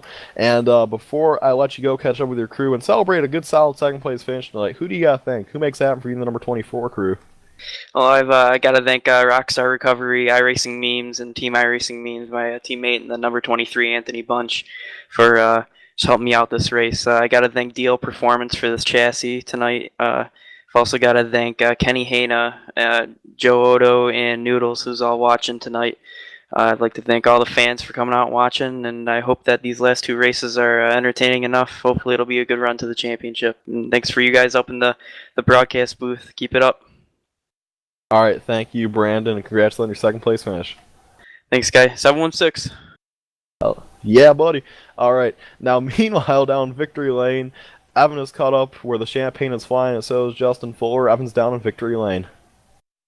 +5 is going to be the magic number. That's how many positions he gains, and he'll sit at the top of the pile. I said mid-race that Justin Fuller, if he wants to be able to walk away with his 4th consecutive championship, he's got to pick it up a little bit. Not that he hadn't been running strong, but he needed a statement to let people know that he was for real. Well, takes home the checkered flag in a race that has ended on time, and we've caught up with him down in Victory Lane. I guess the first question needs to be, Justin, did the drivers have any notifications? Obviously, all these races do have a time limit, but this is our longest race mile-wise throughout the whole season. Although all these chase races are 200 laps, this one, because of it being a little bit longer in distance, only makes it to 187 total. Did you guys have, any notice on that? Did you have somebody keep an eye on it, or the next thing you know, you had the white flag and you were taking home that win? No, we had no idea. We knew the track had a curfew, but we didn't know we were going to meet that curfew, and definitely caught us off guard when we come off turn 4 and we were getting the white flag. I was kind of shocked and relieved, I guess, all at the same time. It works out for you good. So I was talking about how critical that positioning was, because if Odo won that battle between you two, things would be quite different. You get the bonus points for getting the job done. It is going to be a 3-way tie for the top of the championship standings between yourself, Brandon Odo, and Dale O'Neill, with 2 races left to go. So looking back on the end of this one, it was obviously extremely crucial, but now that we're past the halfway point in this championship, 2 races to go at 2 very unique racetracks. What's the mentality? Do you feel like you're going to be able to kind of surprise everybody, and or rather not surprise everybody, but just kind of like continue that streak you got and take home a 4th straight championship? What's the mindset rolling at it tonight, knowing that there are 3 guys all over you, and 4th and 5th position only 6 points back? One lap at a time. That's all I can do. You did it tonight. We saw guys that started on pole. They cycled to the back. They picked it up late in the race. You started 9th position on this one. Come through, and in the end, you're able to hold off a charging Brandon Odo. And because of that, again, the biggest mover championship points-wise, +5 to go to the top of the pile. It's your 2nd win on the season, 5th top 5 at 8th top 10. And Justin, before we let you guys go, obviously a lot going into this championship battle. More specifically, though, Stafford Motor Speedway, the full circuit in 1 week's time for another 200-lap affair at that half-mile speedway. What's the mindset? Do you like that racetrack? And, what do you expect out of that 51? I expect to run up front. I really do like Stafford. It's a fun track, but it's hard to pass, so I'm going to have to use the bumper a little bit there, but I think we'll be ready. We're definitely looking forward to it. I won there last season. Bristol, kind of have a problem with Bristol. Not too good there, so it'll be interesting. Interesting has been one of the words that we've used up at the booth all season long. It was an interesting one tonight, an interesting finish, but you ended up on the top of the pile, Justin. You take home the win again for the second time this season, and now you're back on top of the championship standings. Before we let you guys head off, and again, no off weeks throughout this whole thing, going all the way through to the end of it, before you head out to Stafford Motor Speedway for the Salute to the Heroes 200 presented by the Lake City RC Speedway, sponsors and shout-outs, all that good stuff. Who powers that 51 of Justin Fuller? We got a Ford power plant under the hood, X-ray powered. Checkpoint Graphics, great cars, great sponsor. Advanced Recreations came on board for this race. Gotta thank Perry Plumbing and Heating, Hanson Starter Shop, K&R Construction, Lake City RC Speedway, Runner Rack, Smith Media Productions, iRacing, HAAGTV, LSRTV, you guys up here in the booth. Guys have been doing a great job all season, and I look forward to finishing the season off. We appreciate the kind words, Justin, and we look forward to seeing the kind of show that you put on and your fellow competitors. 2 races to get this thing done, my friend. Good luck going forward. Again, congratulations, and we'll be for sure keeping an eye on where that 51 car is throughout these next 2 weeks. And who knows what kind of conversation we'll be having 2 weeks from right now. Yep, thank you. That is your race winner tonight, number 2 on the season. Checkered flag in a time-shortened race in favor of Justin Fuller. And I guess, Pete, I don't know what that was, but that happened. This race ended, and we didn't know. The drivers didn't even know. Just like that, this race was done. Fuller's in victory lane, and it was an exciting one from the Lucas Oil Raceway, as we had expected. The longest race all year because it got timed out, but we saw a lot shuffling. Again, there was a lot of discussion, we'll say, a lot of topics to talk about going into this one, but in the end of it, it was a good fight between Fuller and Odo that decided who would walk away with it at the end of it, and there's a lot of drivers that, again, felt like they may have deserved a better finish tonight, did not do so, and with 2 races left, we got 3 guys in a deadlock at the top of the championship standings, 2 of which have multiple wins, and a guy in the 116, Dale O'Neill, who comes home 3rd tonight, did not get an opportunity to talk to him, PD, only his 4th top 5 all season. He's right with them, rolling forward to the end of this one. Yeah, it's going to be interesting. I mean, tonight, yeah, that was a thing that happened tonight, but I don't expect to see it happen again. I expect to be better prepared for the next 2 races, and Bristol is going to be the longest race of them all. The lap times they're going to click away at Bristol. That race will fly by quick. This series has always went to Bristol for the finale, and they're going to continue that tradition this season. Justin Fuller, the last 3 times, has walked away with the trophy. He's trying to do it for the 4th straight time, and what would be a very impressive feat the way his seasons went. Tonight was really the first dominant race we've seen out of him all year long. Oxford, he won that race, but he wasn't the fastest car. Tonight, I can honestly say Justin Fuller was the fastest car. Yeah, Brandon Odo's sitting there in 2nd, and Odo may be faster at Bristol. We're going to have to see what happens between these 2. It's going to be a deadlock between these 2, Evan. And personally, if I had to pick a champion right now, I'd probably pick Dale O'Neill. I think these 2 are going to be too focused on each other. I think something bad is going to happen between these 2. Not anything intentional, just a good hard racing battle. And I think Dale O'Neill, Mr. Quiet Guy all season, always up there, is going to walk away with the title. And Evan, he's so quiet, we probably won't even get to talk to him after he wins the championship. Well, I'll tell you, if the 51 of Justin Fuller, that 24 of Brandon Odo, if they play roles of a Denny Hamlin, Joey Logano, Kyle Busch, and that 116 can indeed come around and take it, in a blink of an eye, and it's going to be very exciting rolling forward in this one. Before we head out, again, need to thank all the people to make this possible. You saw the finishing results continuing to scroll by at the top of the screen. I want to thank the people we talked to: Justin Fuller, our winner, Brandon Odo in 2nd, and Ryan Borges, who comes home in 4th. Title sponsor on the race this evening, HAAGTV, as well as everybody else at Upstate Racing, the Lake City RC Speedway. Title sponsor on the series, Hanson Starter Shop, Perry Plumbing, Heating and Cooling, Philip Thompson Racing, the NHR Racing Team, and K&R Construction. All of those people make it awards such as the Perry Plumbing, Heating and Cooling Pole Award. You get the Hard Charger Award, sponsored by Philip Thompson Racing, the NHR Racing Rookie of the Year, D's Pit Stop Sportsmanship Award.